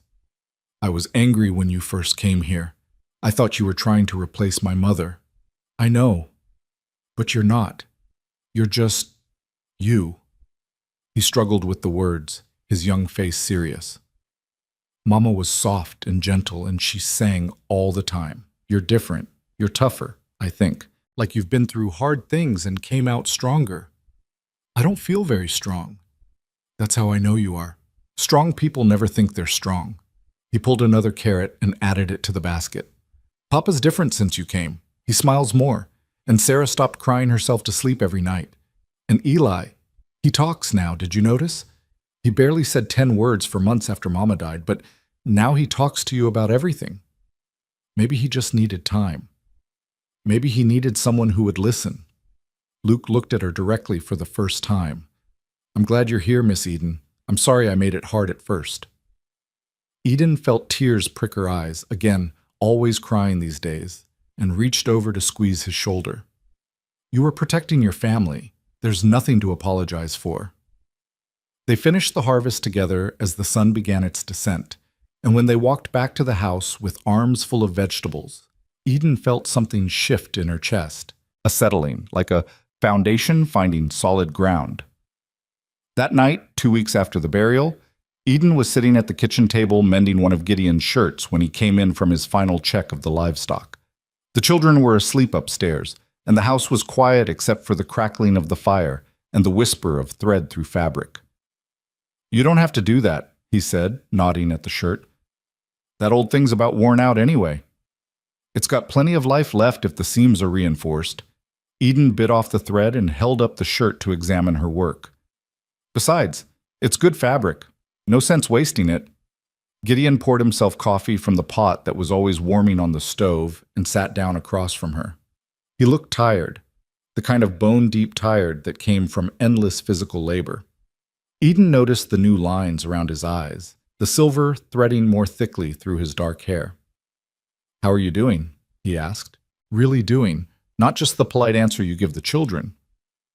Eden set down the shirt and considered the question. I'm sad and angry and relieved, which makes me feel guilty, and grateful, which makes me feel like I'm betraying my mother's memory by being happy when she just died.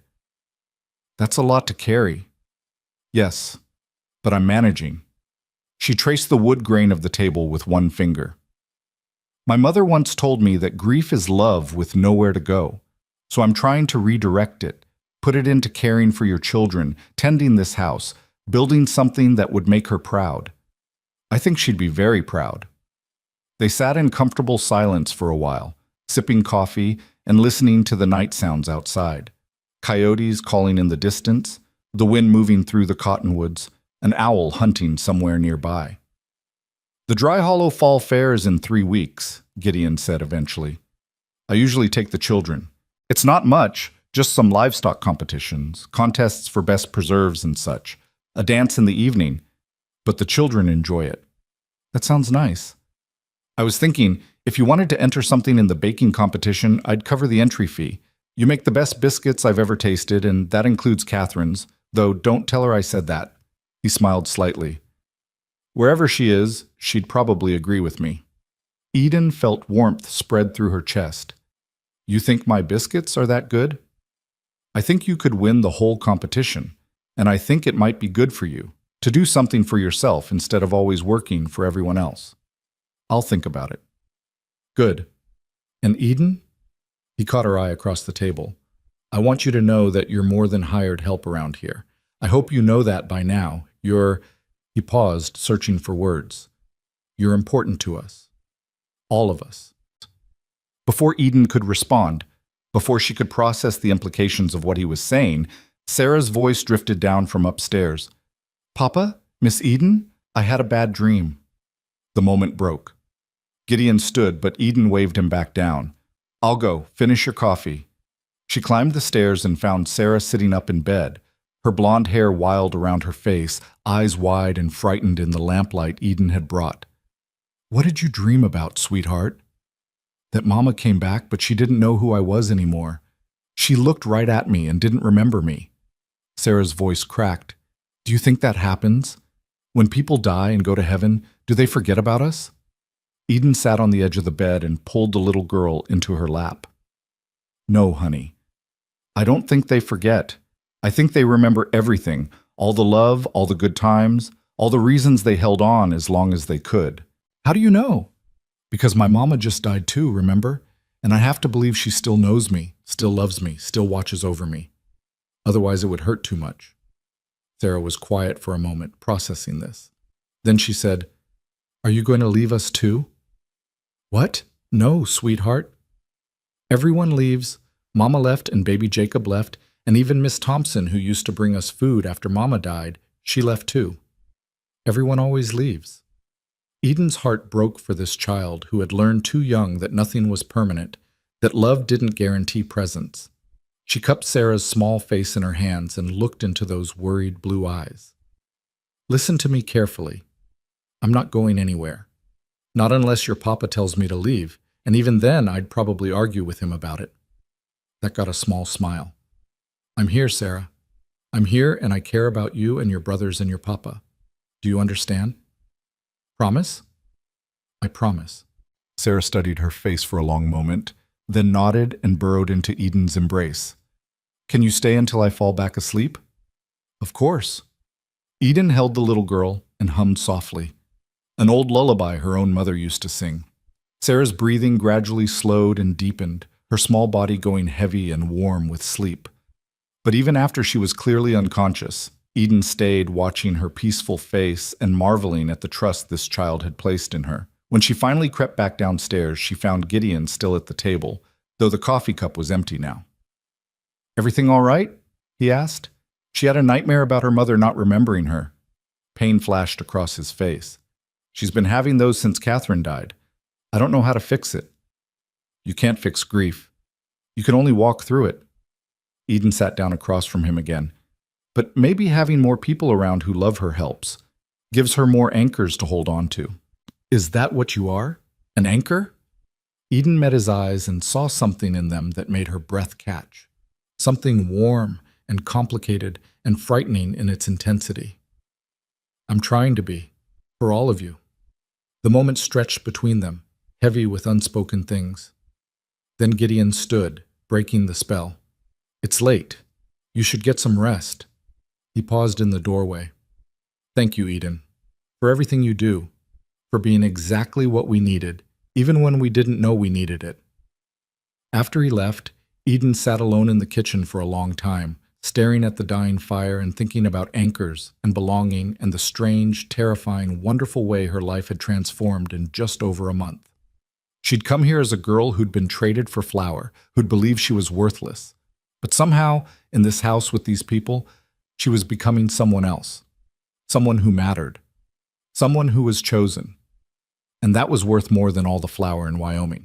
PQ Part 4 lưu ý. Viết 60.600 từ liên kết liền mạch với các phần trước trong câu chuyện và hối thoại tạo thành một câu chuyện liền mạch khi ghép lại. Mỗi phần liền mạch với phần trước không giới thiệu lại câu chuyện ở đầu phần mới. Liên kết các phần của câu chuyện một cách liền mạch, sử dụng câu chuyện tiếp giữa các phần. Duy trì chủ đề, tránh ngắt quãng đột ngột, không sử dụng gạch đầu dòng hoặc tiêu đề phụ. Phong cách kể chuyện Mỹ, Hoa Kỳ, giống văn giàu cảm xúc.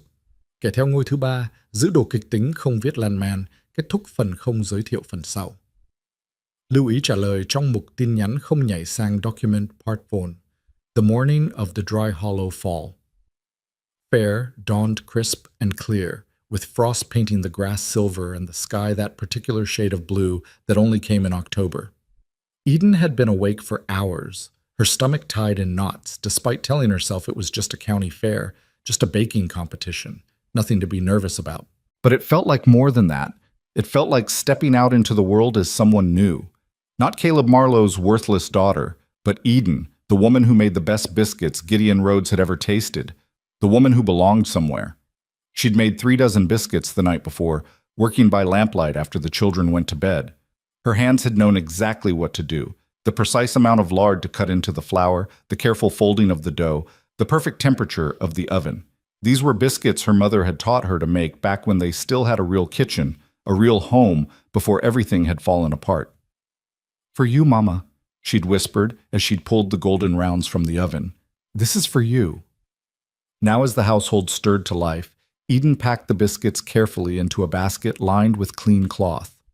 Sarah appeared at her elbow, already dressed in her Sunday best, a blue calico dress that brought out her eyes. Are you nervous? The little girl asked, bouncing on her toes with excitement. A little, Eden admitted. Don't be. Your biscuits are the best in the whole world. Better than Mrs. Hewitt's, and better than Mrs. Miller's, and definitely better than Mrs. Crane's, because Thomas said his mama's biscuits taste like sawdust. Sarah! Eden tried to sound stern but couldn't quite manage it. That's not a kind thing to say. But it's true. Thomas said so himself. Eli came down the stairs, buttoning his good shirt, his sandy hair slicked down with water. Papa says the wagon's ready whenever you are, and Luke's already outside because he wants to see the livestock competitions. Of course he did. Luke had been talking about nothing but the horse racing for days, convinced that their neighbor's stallion would take first prize. He'd been in an unusually good mood all week, his natural competitiveness fired up by the prospect of the fair.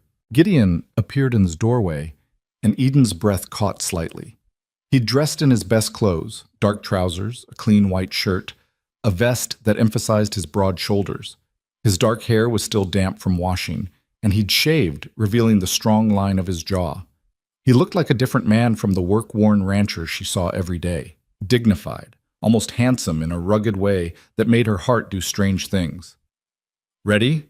he asked, his gray eyes meeting hers. "As I'll ever be." The ride into Dry Hollow was festive despite Eden's nerves. The children chattered excitedly about the competitions and contests, the games and the food vendors. Sarah wanted to see the quilts. Eli was interested in the horseshoe throwing contest, and Luke had his heart set on watching every minute of the livestock judging. As they crested the hill overlooking town, Eden could see the fairgrounds already bustling with activity. Tents and booths had been set up in the field beside the church, colorful bunting strung between posts, smoke rising from food stalls.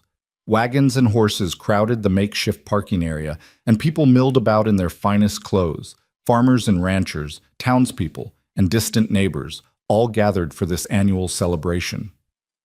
Eden's stomach tightened. These were the same people who'd stood silent while her father tried to sell her.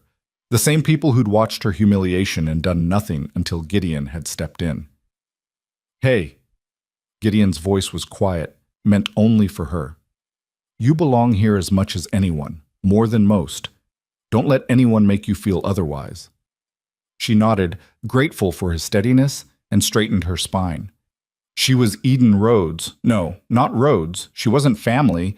She was Eden Marlowe, but different from the girl who'd knelt on that store floor. She was the woman who'd buried her mother with dignity, who'd stood up to her father, who'd made a place for herself through honest work and genuine care. She could do this. Gideon found a spot to leave the wagon, and they all climbed down. Immediately, Sarah grabbed Eden's hand while the boys flanked their father. Together, they walked toward the fairgrounds, drawing looks and whispers as they passed. Eden heard the murmurs. "That's the Marlowe girl, and living with Rhodes now, and wonder what kind of arrangement they have." She kept her chin up and her eyes forward, refusing to show how the gossip stung.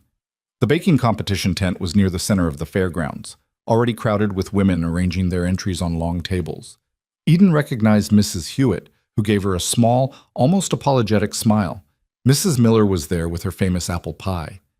The pastor's wife had brought an elaborate cake decorated with candied violets.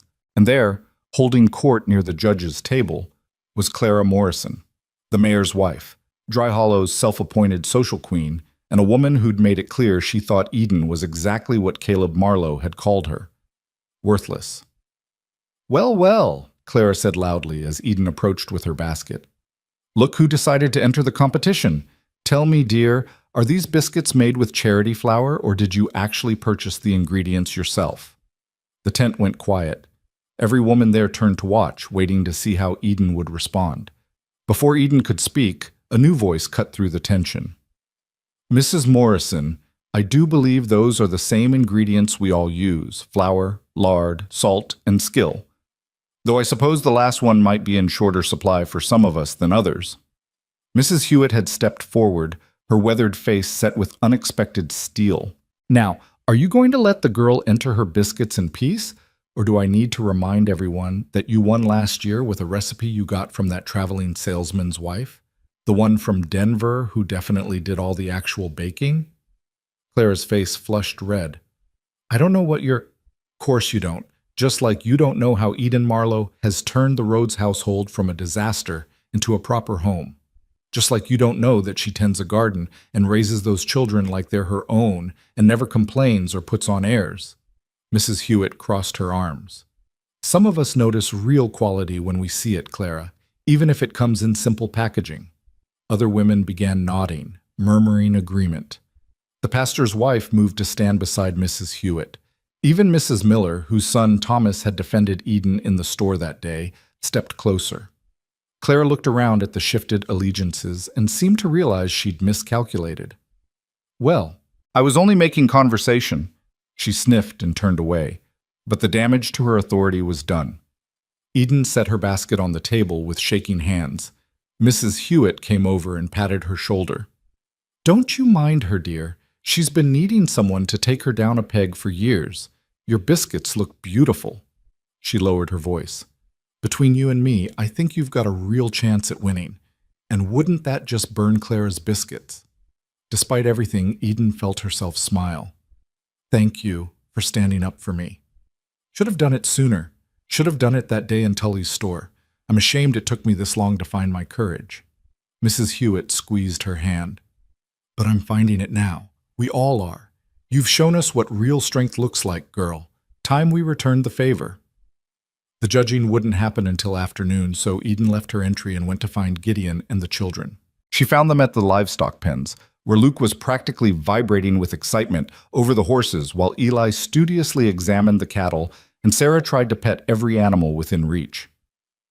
"How'd it go?" Gideon asked, scanning her face for distress. "Clara Morrison tried to humiliate me. Mrs. Hewitt defended me instead." Eden shook her head, still processing it. "Other women, too. They stood up for me." "Of course they did. You've earned their respect. I've barely been here 2 months." "Respect isn't about time. It's about character." He touched her elbow gently, steering her toward a food stall.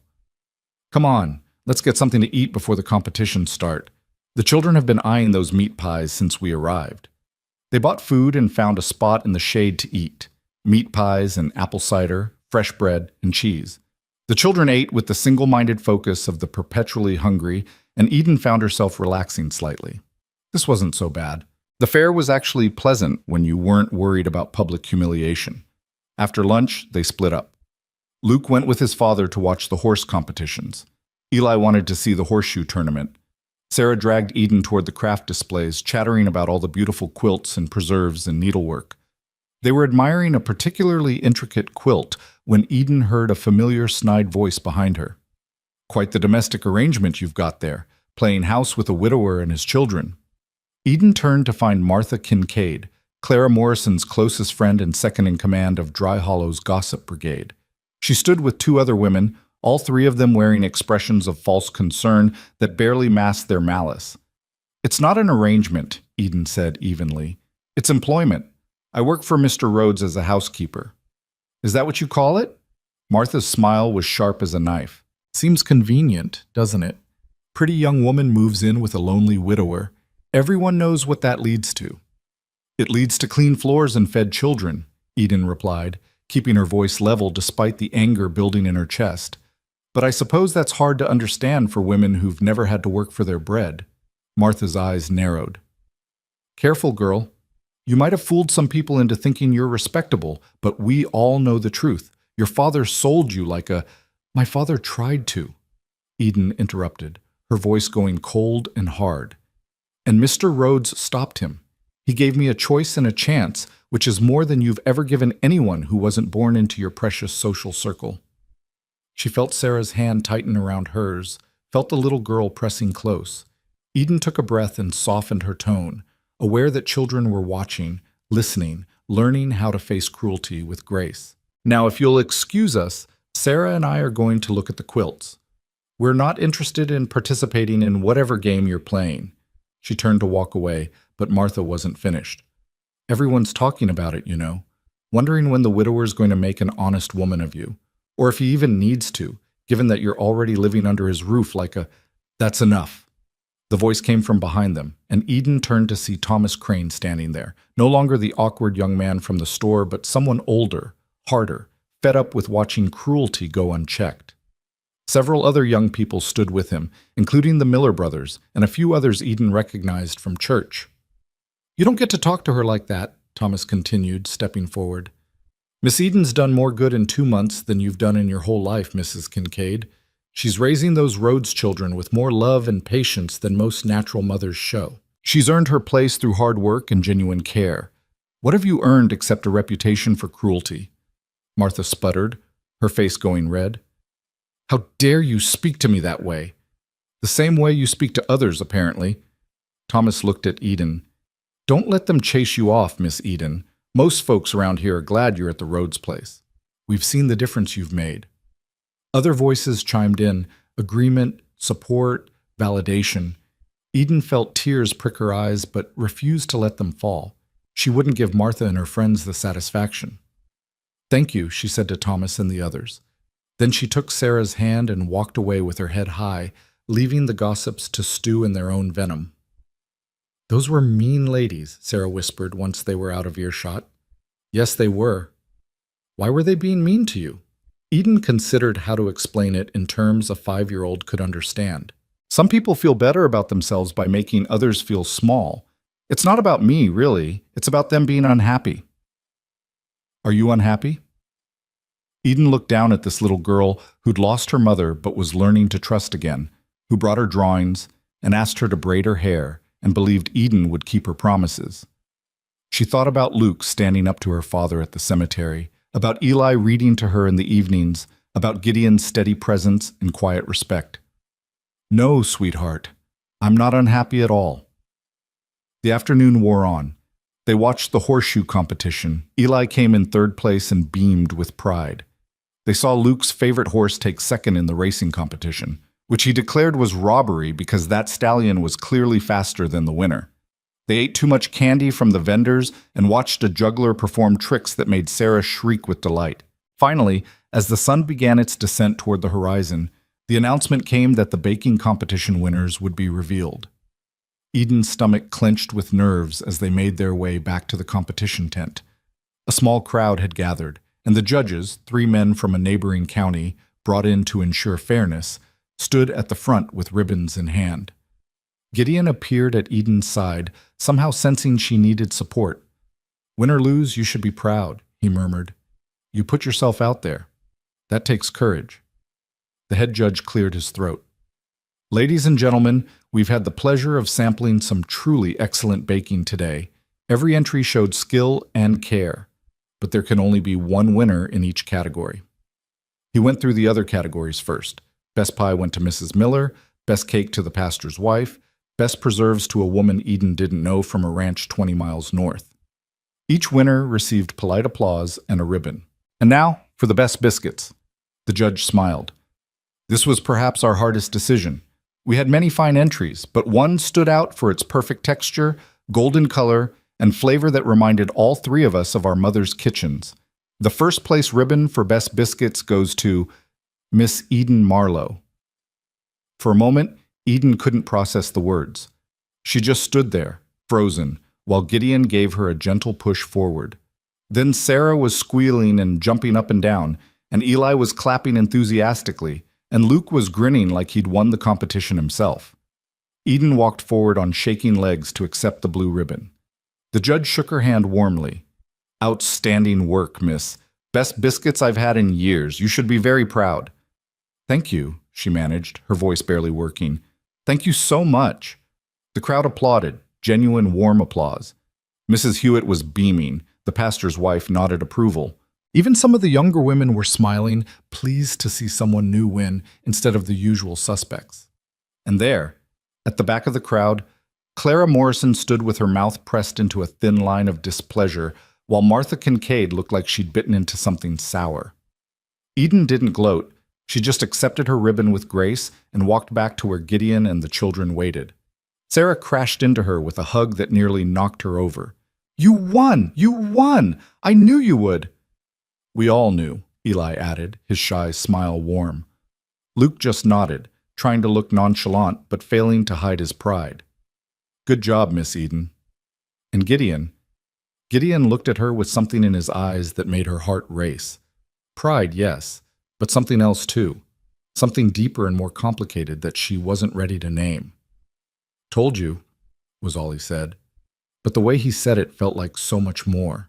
The evening dance was held in the largest barn in Dry Hollow, with hay bales pushed to the sides and lanterns strung from the rafters.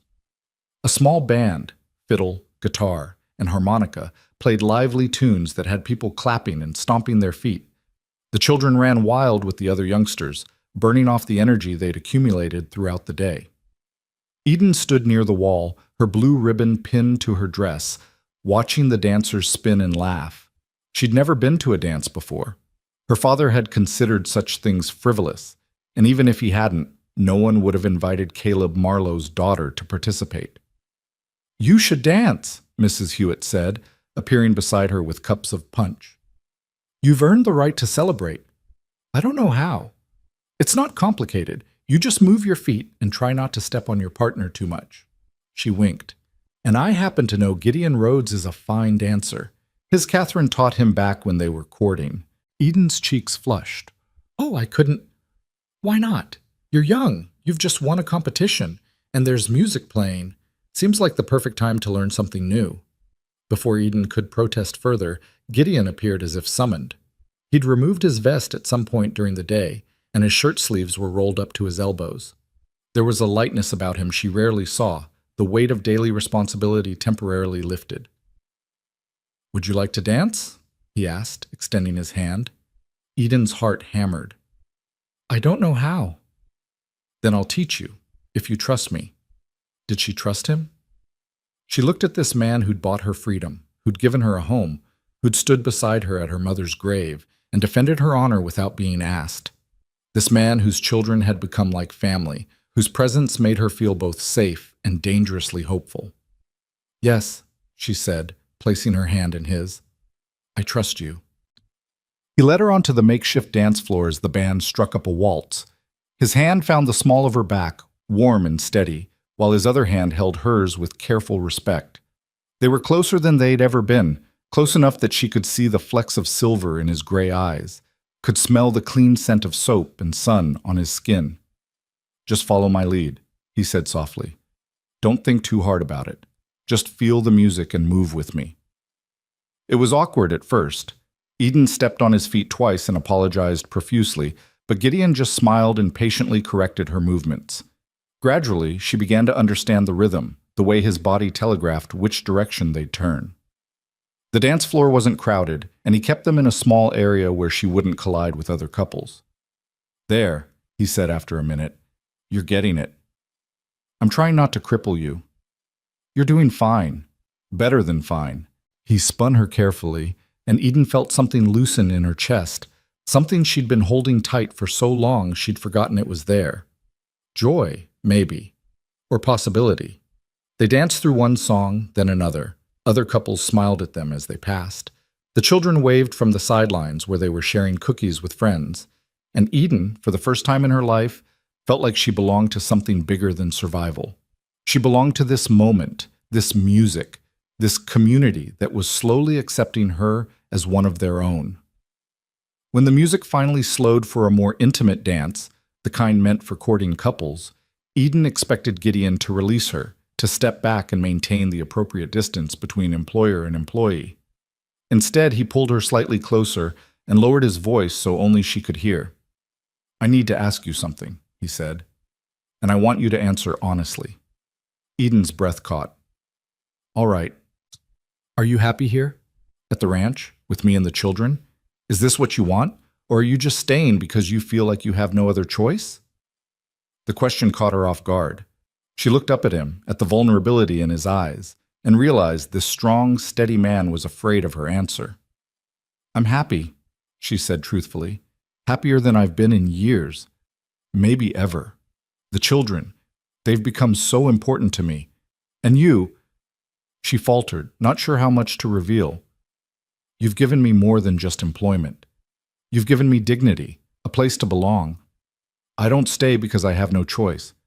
I stay because I can't imagine being anywhere else." Something shifted in Gideon's expression. His hand at her back pressed slightly firmer, and when he spoke, his voice was rough with emotion. "Good. Because I don't want you anywhere else either. These past months, watching you transform our house into a home, watching my children smile again, watching you become part of our family." He paused, seeming to wrestle with words. "Catherine's been gone 8 months, and I loved her with everything I had. I'll always love her. But life goes on, and people change, and sometimes you meet someone who makes you remember that your heart's still capable of feeling things you thought were dead." Eden's pulse raced. Was he saying what she thought he was saying? I'm not asking for anything right now, Gideon continued quickly. I know it's too soon for both of us. You're still grieving your mother, and I'm still finding my way without Catherine. But I wanted you to know... He took a breath. I'd like permission to court you, properly, with intention, not now, but soon, when enough time has passed that it's respectful to everyone's memory. The music swelled around them, and Eden felt tears gather in her eyes for what must have been the 100th time that day. But these were different tears, tears of hope, of possibility, of a future she'd never dared imagine. You want to court me? She whispered. Only if you want to be courted. Only if the idea doesn't repel you. Repel me? Eden laughed, a sound that was half sob. Gideon, She struggled to find words adequate for what she felt. I've never been chosen before. Not really. My father didn't choose me. I was just born to him. My mother loved me, but she was dying and had no choice but to send me away. But you're choosing me, deliberately, even though you could have anyone. I don't want anyone else. His gray eyes held hers with an intensity that made her knees weak. I want the woman who makes my children laugh, who tends my house like it matters, who won a baking competition and looked surprised that anyone thought she was talented. I want the woman who stood up to her drunken father at a cemetery and told him he'd lost all claim to her. I want you, Eden, if you'll have me. The song ended.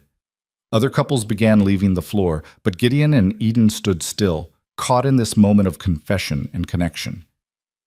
Ask me again, Eden said softly. In a few months, when the grief isn't so fresh. Ask me again, and I'll say yes. Gideon smiled, a real, full smile that transformed his usually serious face. I'll ask, and you'd better keep that promise. I will. She squeezed his hand. I promise. They stepped apart, finally observing the proprieties, but something had fundamentally changed between them. A line had been crossed, a future had been acknowledged. They were no longer just employer and employee, no longer just two damaged people sharing space. They were something new, something growing, something that felt like the beginning of real belonging. The ride home was quiet but comfortable. The children dozed in the back of the wagon, exhausted from the day's excitement. Eden sat beside Gideon on the bench, her blue ribbon still pinned to her dress, her hand resting on the seat between them, where his pinky finger occasionally brushed against hers. The stars were brilliant overhead, and the night air carried the scent of hay and distant pine.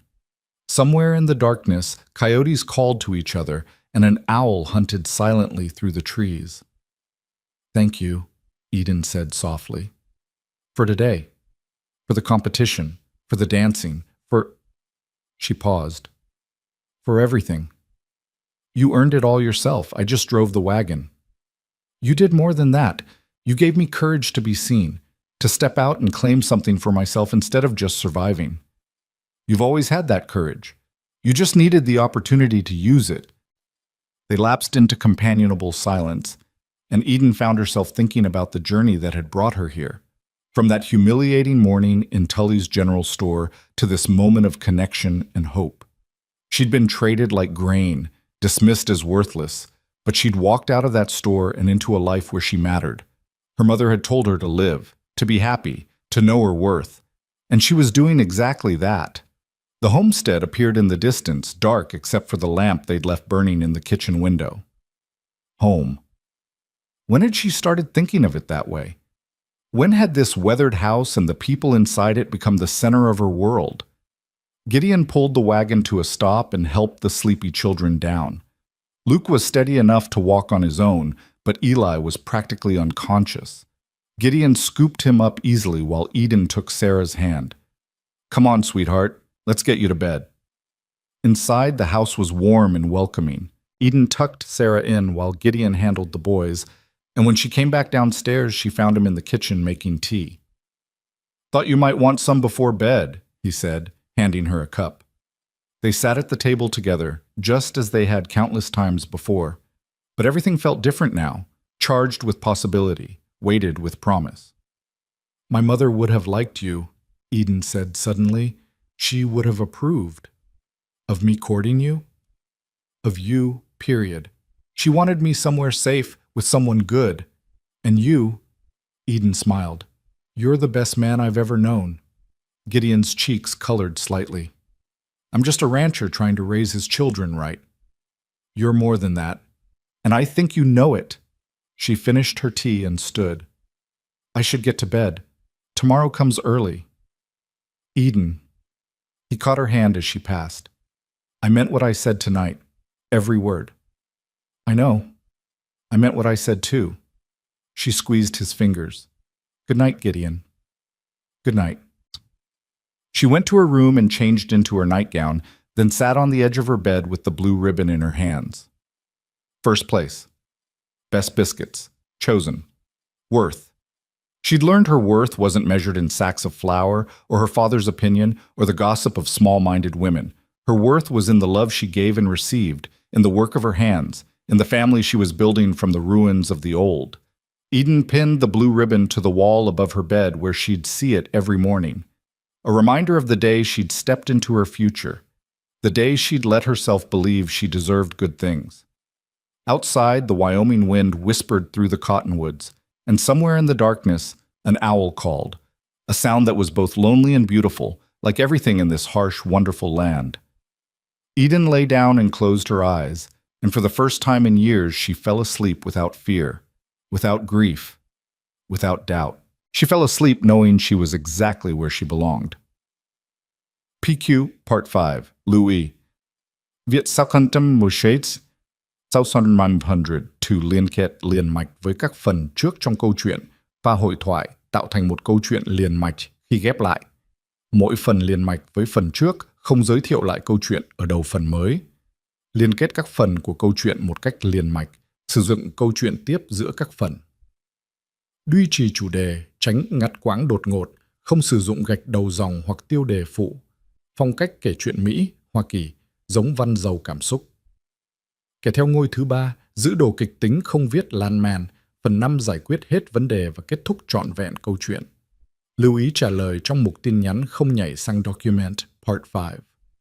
Winter came to Wyoming with a vengeance that year, arriving early and settling in like it intended to stay forever. By late November, snow covered the ground in a thick white blanket that transformed the landscape into something both beautiful and treacherous. The cattle huddled near the barn, seeking shelter from the bitter wind, and ice formed thick along the creek bed. Inside the Rhodes homestead, though, life had never felt warmer. Eden stood at the kitchen window, watching snowflakes drift past while bread dough rose on the counter behind her. 4 months had passed since the fall fair. 4 months since Gideon had asked permission to court her when enough time had passed. They'd settled into a rhythm that felt both comfortable and charged with anticipation. Stolen glances across the dinner table, hands brushing when they both reached for the same dish, conversations that stretched late into the night after the children were asleep. He hadn't formally begun courting her yet. They were still observing the proper mourning period for Catherine, still allowing the children time to adjust to the idea of their father's heart opening again. But everyone in the household knew something was building, something inevitable and right. Miss Eden? Eli's voice pulled her from her thoughts. He stood in the doorway with a book clutched to his chest, his expression uncertain. Can I ask you something? Of course, sweetheart, what is it? If Papa marries you and Luke says he's going to, he heard Papa talking to Mr. Tully about it, would you be our new mama? Eden's heart clenched. She moved away from the window and knelt down so she was eye level with the 8-year-old. Come here. Eli crossed the room and stood in front of her, his sandy hair falling into his eyes. Eden brushed it back gently. Your mama was Catherine, she said softly. She gave birth to you and loved you and raised you for 8 years. Nothing and no one can ever replace her or change the fact that she's your mama. Do you understand that? Eli nodded, but his eyes were troubled. But she's gone. Yes, and that's heartbreaking and unfair, and I'm so sorry you lost her, but her being gone doesn't mean she stops being your mama. She's still in your heart, in your memories, in all the things she taught you. Then what would you be, if you and Papa got married? Eden considered the question carefully. I'd be someone who loves you very much, someone who takes care of you and wants the best for you. Maybe I'd be like a second mama. Someone who gets to help raise you alongside the memory of your first mama. Can you have two mamas? I think if you're very lucky, yes. I think love is big enough for that. Eli processed this in the serious way he processed everything. Then he threw his arms around Eden's neck and hugged her tight. I'm glad you're here. I'm glad Papa picked you. I'm glad too, Eden whispered, holding him close. I'm very glad. That evening, after supper was cleared and the dishes washed, Gideon found Eden in what had become her schoolroom, the small parlor where she taught the children their lessons each afternoon. She was organizing books on the shelf, her back to the door, humming that same tuneless melody Sarah always hummed. You've taught her that song, Gideon observed from the doorway. Eden turned, startled. I didn't hear you come in. You were concentrating. He stepped into the room, his presence filling the small space. Eli told me about your conversation today, about mamas and marriage. I hope I said the right thing. I didn't want him to think I was trying to replace Catherine. You said exactly the right thing. You always do. Gideon moved closer, and Eden's pulse quickened. It's been nearly 9 months since Catherine passed. I've been thinking. A crash from upstairs interrupted him, followed by Sarah's shriek and Luke's shout of, It wasn't my fault. Gideon sighed. I should go see what they've destroyed now. I'll come with you. They climbed the stairs together to find that Luke and Sarah had been playing some elaborate game involving Sarah's dolls and Luke's attempt to build them a house out of books, which had collapsed spectacularly, sending volumes skittering across the floor. She said it needed to be taller, Luke protested. You said you could make it taller, Sarah countered, hands on her hips. Both of you clean this up, Gideon said, but there was amusement in his voice.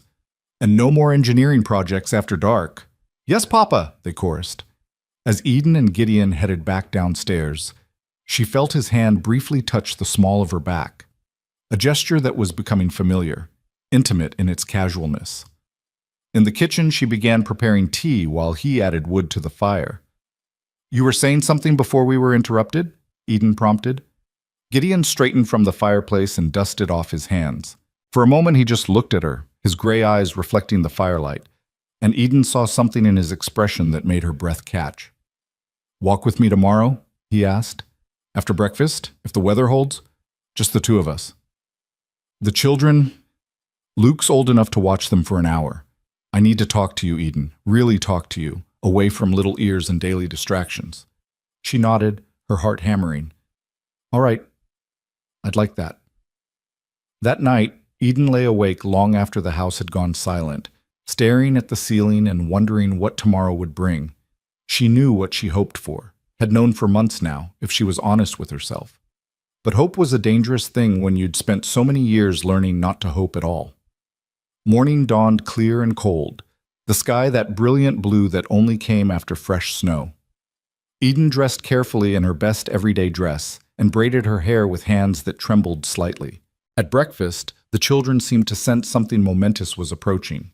Even Sarah was subdued, watching her father and Eden with wide, knowing eyes. After the meal was cleared, Gideon helped Eden into her warmest shawl and led her outside. The snow crunched under their feet as they walked away from the house, following a path toward the small rise that overlooked the property. Neither spoke at first, both of them just breathing the crisp air and finding their footing in the snow. When they reached the top of the rise, Gideon stopped and turned to face her. The homestead spread out below them, the house with smoke curling from its chimney, the barn solid and weatherproof, the cattle safe in their winter pasture. It looked like something from a painting, peaceful and permanent. When I first brought you here, Gideon began, his voice quiet but steady, I told you I needed help with the house and the children. That was true, but it was also only part of the truth. Eden waited, hardly breathing. The truth is, when I saw you kneeling on that floor in Tully's store, being treated like you were worth less than flour, something broke open inside me. I saw a woman who deserved so much better than what she was getting. A woman with strength and dignity that couldn't be traded away no matter what your father tried to do. He paused, gathering his thoughts. I told myself I was just doing the right thing, helping someone in need. But even then, I think I saw something in you that called to something in me. Gideon, let me finish, please. He took a breath. These past months, watching you with my children, watching you turn our house into a home again, Eden, you've given us back something I thought we'd lost forever. Not just clean floors and good food, though God knows we needed both. You gave us life again. Laughter, hope, a reason to look forward instead of just backward at what we'd lost. His hands found hers, warm despite the cold, steady despite the emotion in his voice. Catherine was my first love, and I'll always cherish what we had. But she's gone, and I'm still here, still living. And I've learned that the heart's bigger than we think. It can hold grief and joy at the same time, can honor the past while choosing the future. His gray eyes held hers with an intensity that made her knees weak. I want to choose you, Eden, not because you're convenient or because the children need a mother figure. I want to choose you because you're you, because you're brave and kind and stronger than you know, because you make me laugh and challenge me and make me want to be better than I am. Eden felt tears sliding down her cheeks, but she didn't wipe them away. I know I'm not much of a catch, Gideon continued. I'm a widowed rancher with 3 children and a shoulder that acts up in cold weather. I'm set in my ways and not always good with words, but I promise you this. If you'll have me, I'll spend every day for the rest of my life making sure you know your worth. Making sure you never kneel on anyone's floor again.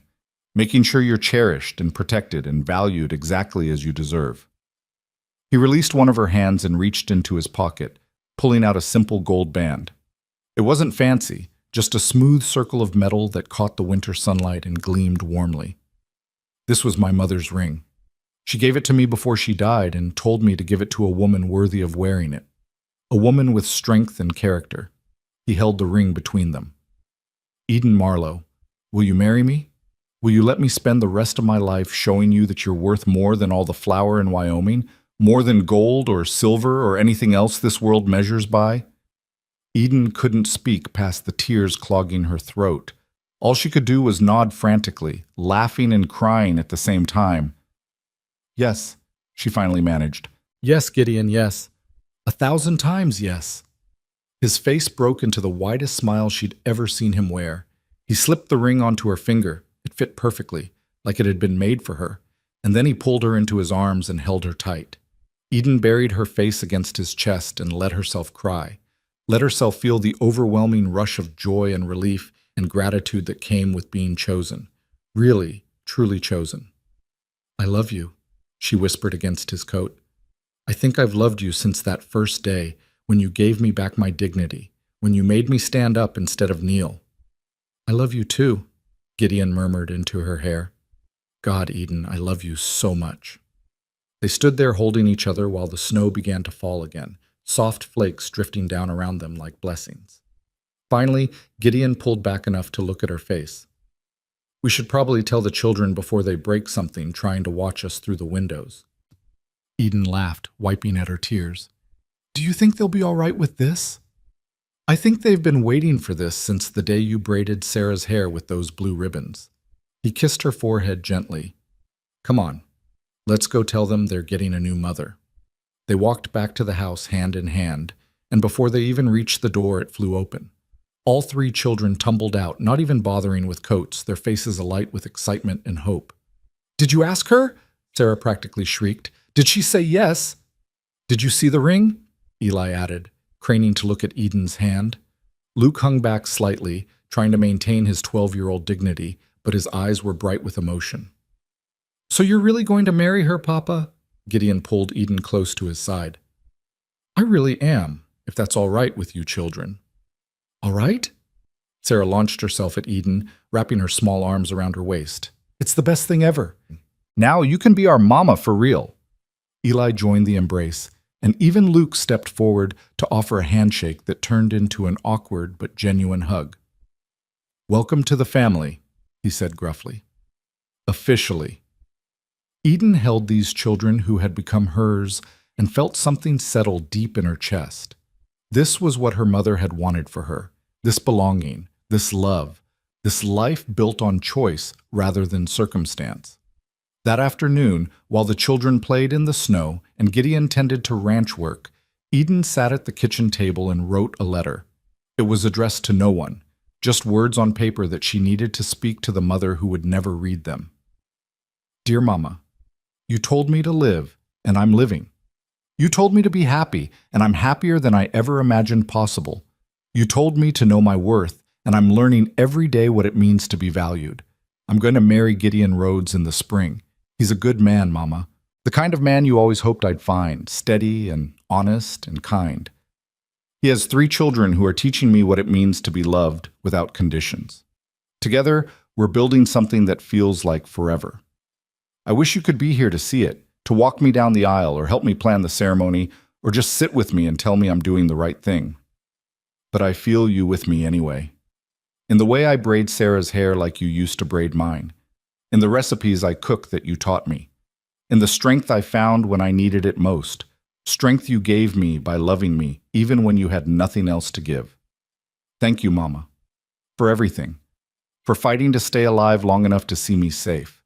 For sending me away, even though it must have broken your heart. For teaching me that worth isn't something other people give you. It's something you build yourself, one choice at a time. I'm building a good life, Mama. A life you'd be proud of. Rest peacefully. I've got it from here. Your daughter, Eden. She folded the letter carefully and placed it in her Bible, pressed between the pages like a prayer. Then she stood and looked around the kitchen. This room that had been a disaster when she'd arrived, now warm and clean and full of life. Through the window, she could see the children building a snowman. Sarah was trying to lift a snowball bigger than her head while Eli carefully shaped the middle section and Luke worked on the base. Gideon stood nearby, offering advice and encouragement, his breath fogging in the cold air. Her family. This impossible, precious family that had formed from tragedy and chance and choice. The weeks that followed were a flurry of quiet preparation. Word spread through Dry Hollow about the engagement carried by visitors and trips to town. Most people were genuinely happy for them. Mrs. Hewitt hugged Eden and cried tears of joy. Thomas Crane congratulated Gideon on his good sense. Even the Miller brothers offered their best wishes. Of course, there were those who disapproved. Clara Morrison sniffed that it was unseemly for a widower to remarry so quickly, and Martha Kincaid muttered about opportunistic girls who trapped vulnerable men.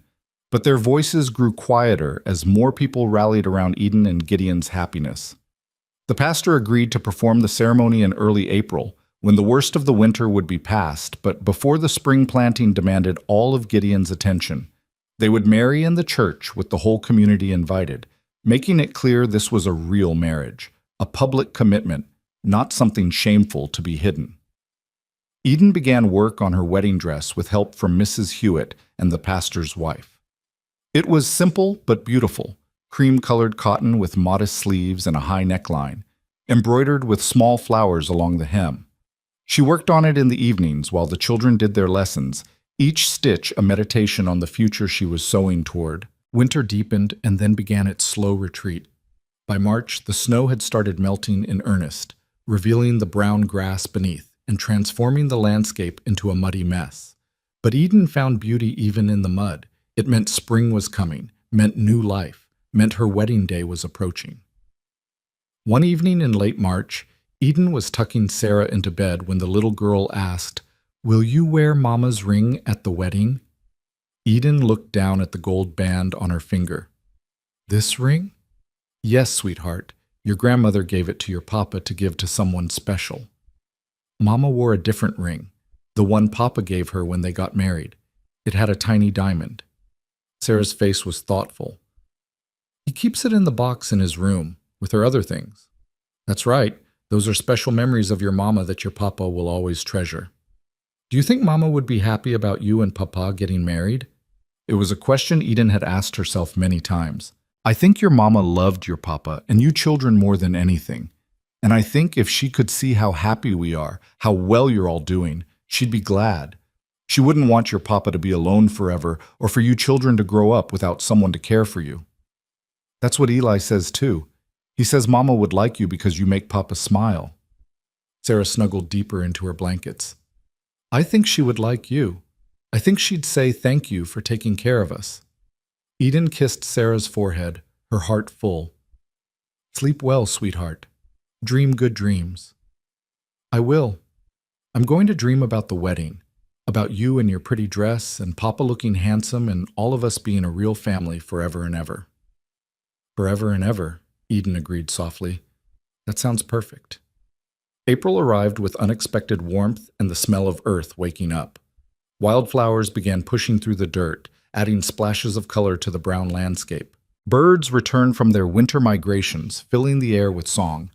And in the garden behind the house, the vegetables Eden had planted the previous fall began sending up green shoots, promising abundance to come. The night before the wedding, Eden stood in her room looking at the dress hanging on the back of the door. Tomorrow she would put it on and walk down the aisle of the Dry Hollow Church. Tomorrow she would take Gideon's hand and speak vows that would bind them together for the rest of their lives. Tomorrow she would officially become Eden Rhodes, mother to 3 children who weren't hers by birth, but were completely hers by choice. A soft knock on the door interrupted her thoughts. "Come in." Luke entered, looking uncomfortable in his stocking feet. He'd grown even taller over the winter, and his voice had started cracking at odd moments. He was becoming a man, though he still had the awkward uncertainty of a boy. "Can I talk to you for a minute?" he asked. "Of course. Sit down." He perched on the edge of her bed, picking at a loose thread on his sleeve. "I wanted to say, before tomorrow, before everything gets all official, I wanted to say thank you." "For what?" "For not trying to make us forget Mama. For letting us talk about her and remember her and keep her in our family. A lot of people would have wanted us to just move on and pretend she never existed." Eden sat beside him, close but not touching, giving him space to find his words. "When she first died," Luke continued, his voice thick, "I was so angry. Angry at God for taking her. Angry at Papa for not being able to save her. Angry at the whole world. And when you came, I was angry at you too, even though you hadn't done anything wrong. Because you were alive and she wasn't, and that didn't seem fair." "That's understandable." "But you didn't get mad at me for being angry. You just kept showing up, kept being patient, kept proving you weren't trying to replace her. And slowly I realized you weren't here to erase Mama. You were here to help us remember how to live again, how to be happy without feeling guilty about it." He looked at her with eyes so much like his father's. "You're not my mother. You're never going to be my mother. But you're something else, something important. And I'm glad Papa chose you. I'm glad you're going to be part of our family, officially." Eden felt tears gathering but blinked them back. Luke was offering her something precious, his acceptance, his approval, his own form of love. She wouldn't diminish it by crying. "Thank you, Luke. That means more to me than you know." He stood abruptly, embarrassed by the emotion of the moment. "Well, I just wanted to say that, before the wedding. So you know." "I know, and I promise you, I'll always honor your mother's memory. I'll always make sure you and Eli and Sarah know about her, remember her, keep her alive in your hearts. That's part of how I'll love you all, by loving the woman who loved you first." Luke nodded, not trusting his voice, and hurried from the room.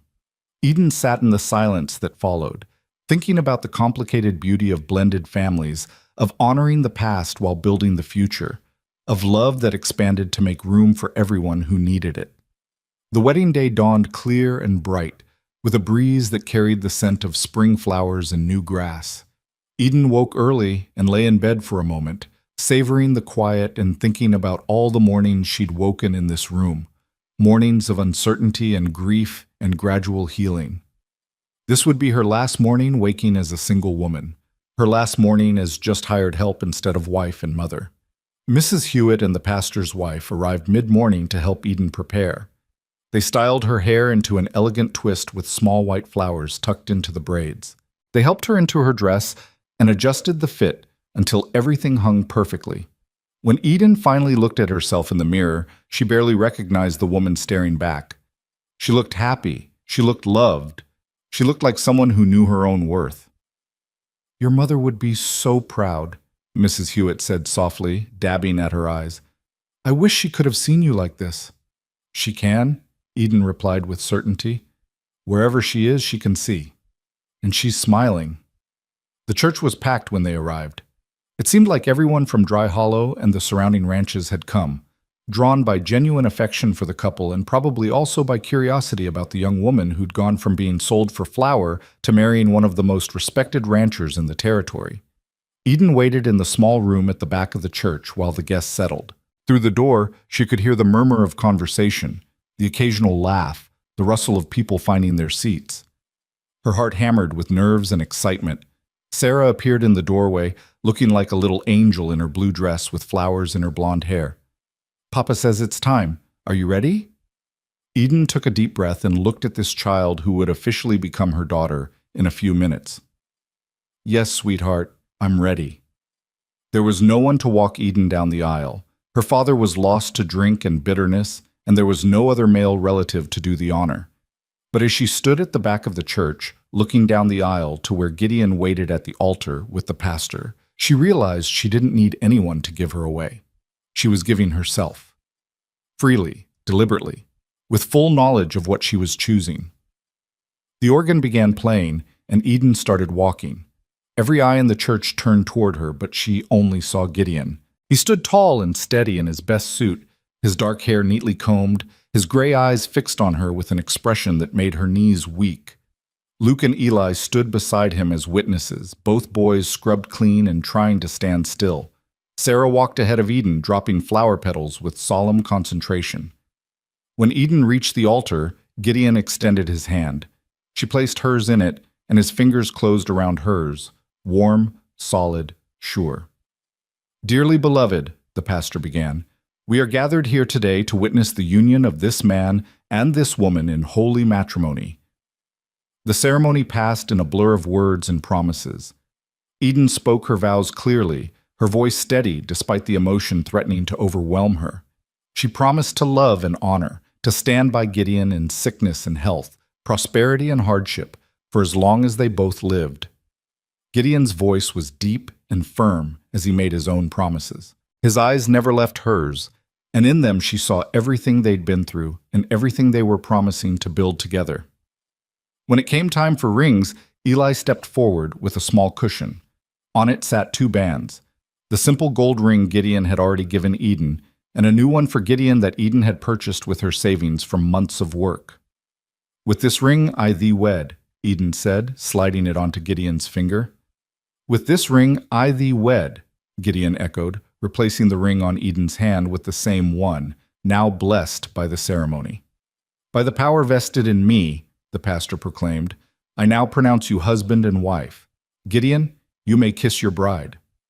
Gideon pulled Eden close and kissed her gently, sweetly, a kiss that held promise and commitment and love.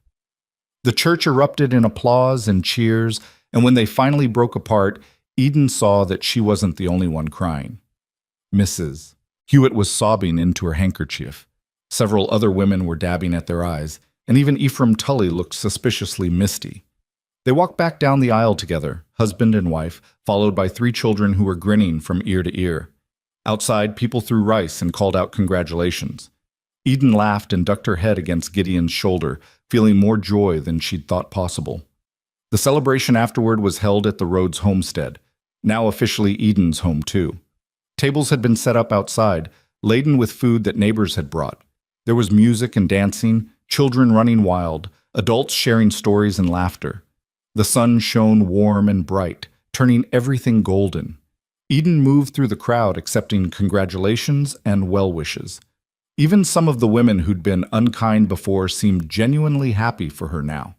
Clara Morrison actually approached to offer stiff congratulations, which Eden accepted with grace. As the afternoon wore on, Eden found herself standing near the garden, watching Gideon play with the children. He was chasing Sarah while Luke and Eli tried to tackle him, all of them laughing and wrestling in the spring grass. He looked lighter than she'd ever seen him, the grief that had weighed him down finally balanced by joy. "You did good, girl." Eden turned to find Deputy Carson standing nearby, hat in hand. She hadn't expected to see him. He'd ridden to bring news of her mother's death, and they'd barely spoken since. "Thank you for coming," she said. "Wouldn't have missed it. I wanted to tell you your father passed 2 weeks ago. Liver finally gave out from all the drinking. He died in his sleep in that falling down shack." He paused. "Thought you should know, though I wasn't sure if you'd care." Eden waited for some emotion to surface. Grief, relief, anger, something. But there was only emptiness where Caleb Marlowe used to be. He'd stopped being her father long before he'd stopped breathing. "Thank you for telling me," she said quietly. "He left some things. Nothing of value, really, but there's a box with some of your mother's belongings. Her Bible, a few letters, some photographs from before things went bad. I brought it with me, figured you might want it." "I would. Thank you." He nodded and melted back into the crowd. Eden stood alone for a moment, processing the news. Both her parents were gone now. The life she'd lived before coming to the Rhodes homestead was completely closed. A chapter ended. But she wasn't sad. She was free. "Eden?" Gideon appeared at her side, slightly out of breath from playing with the children. "Everything all right?" She turned to him, this man who'd saved her and then loved her, this man who'd given her everything she'd never dared hope for. "Everything's perfect. My father died, and I feel nothing but relief." "Is that terrible?" "No." He pulled her close, uncaring of who might see. "That's honest. And after what he did to you, you're entitled to feel however you feel." "I feel free," she whispered, "like the last chain just broke." "Then we'll celebrate that too. Your freedom, your strength, your worth." He kissed her forehead. "Mrs. Rhodes." She smiled up at him. "Say it again." "Mrs. Rhodes." "I don't think I'll ever get tired of hearing that." As the sun began to set, casting long shadows across the land, Eden stood with Gideon's arm around her waist and watched their guests begin to depart. The children had finally worn themselves out and were sprawled on blankets near the house, Sarah actually asleep with her head on Eli's shoulder. Luke sat guard over his siblings, looking proud and protective. Mrs. Hewitt was among the last to leave. She hugged Eden tight and whispered, "Your mother is smiling down on you today, dear. I know it. Thank you for everything, for standing up for me when others wouldn't. Should have done it sooner, but I'm glad I finally found my courage." She patted Eden's cheek. "Be happy, child. You've earned it 1,000 times over." Finally, mercifully, everyone was gone. The sun had set completely, and stars were beginning to emerge in the darkening sky. Gideon carried Sarah up to bed, while Eden and Luke gathered Eli, who was protesting that he wasn't tired despite yawning every few seconds. After the children were settled, Eden and Gideon stood together on the porch, looking out at the land that was now theirs to build on together. Somewhere in the darkness, an owl called. The spring breeze carried the scent of flowers and possibility. "I have something for you," Gideon said, pulling a small wooden box from his pocket. "I made it myself. Nothing fancy, but—" Eden opened the box to find a simple sign, beautifully carved with words that made her throat tight with emotion. "The Rhodes Home, Gideon and Eden, Eston, 1884. "I thought we could hang it above the door," he said. "Make it official. This is our home now, built together." "It's perfect." Eden traced the letters of her new name. "Everything is perfect." He took her hand, the one wearing his ring, and kissed her knuckles gently. "Not perfect, but real. And ours. And that's better than perfect." They went inside together, and Gideon hung the sign above the door while Eden watched. When he climbed down from the ladder, she stepped into his arms and let herself be held, let herself feel the full weight of everything that had happened, the pain and the healing, the loss and the finding, the journey from worthless to worthy. "Thank you," she whispered against his chest. "For what?" "For seeing me when I couldn't see myself. For giving me a choice when everyone else just wanted to use me. For loving me enough to be patient while I learned to love myself." "Eden." He tilted her chin up so she had to look at him. "You did that yourself. I just held the door open. You're the one who walked through it." They stood in the kitchen, the room where she'd first proven her worth through work, where she'd fed a family and made a house into a home, where she'd slowly transformed from hired help into something more. The lamplight cast everything in warm gold, and through the window she could see the stars emerging one by one like promises being kept. This was her life now. Not the life she'd been born into, but the life she'd built. Not given to her by circumstance or cruelty, but chosen through courage and love. She was Eden Rhodes, wife and mother, valued and cherished. She was the woman who'd been traded for flour and had risen to show everyone, including herself, that her worth couldn't be measured in anything so simple as grain or gold. Her worth was infinite, immeasurable, impossible to quantify. She was a woman who'd learned to stand up when the world wanted her to kneel. She was free, and she was home.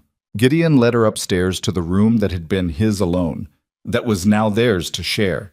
Eden paused in the doorway, suddenly shy despite everything, but Gideon just smiled and pulled her inside, closing the door gently behind them. "No rush," he said softly. "We have all the time in the world now." And they did. All the time in the world to build this life together, to raise these children, to prove every day that love was stronger than circumstance, that choice mattered more than chance, and that worth was something you built yourself, one decision at a time. Outside, the Wyoming wind whispered through the cottonwoods, carrying away the last remnants of winter and bringing the promise of spring. In the children's rooms, 3 hearts beat steady in sleep, safe and loved. And in the master bedroom, 2 people who'd found each other against all odds held each other close and dreamed of the future they would build together. Eden's last thought before sleep claimed her was of her mother, looking down from wherever she was and smiling with pride and relief and joy. She'd done it. She'd built the life her mother had wanted for her. She'd survived and thrived and transformed herself from a girl who knelt to a woman who stood tall. She'd learned her worth, and it was magnificent. The story that had begun on a dusty floor in Tully's general store with a girl being traded like grain had ended here, in a warm bed beside a good man, in a house full of love, in a life built on dignity and choice and the unshakable knowledge that she mattered. Eden Marlowe had become Eden Rhodes, and in doing so, she'd become exactly who she was always meant to be. Worth, she'd told Sarah in the snow that winter day, is not given. It's built. And she had built hers into something beautiful.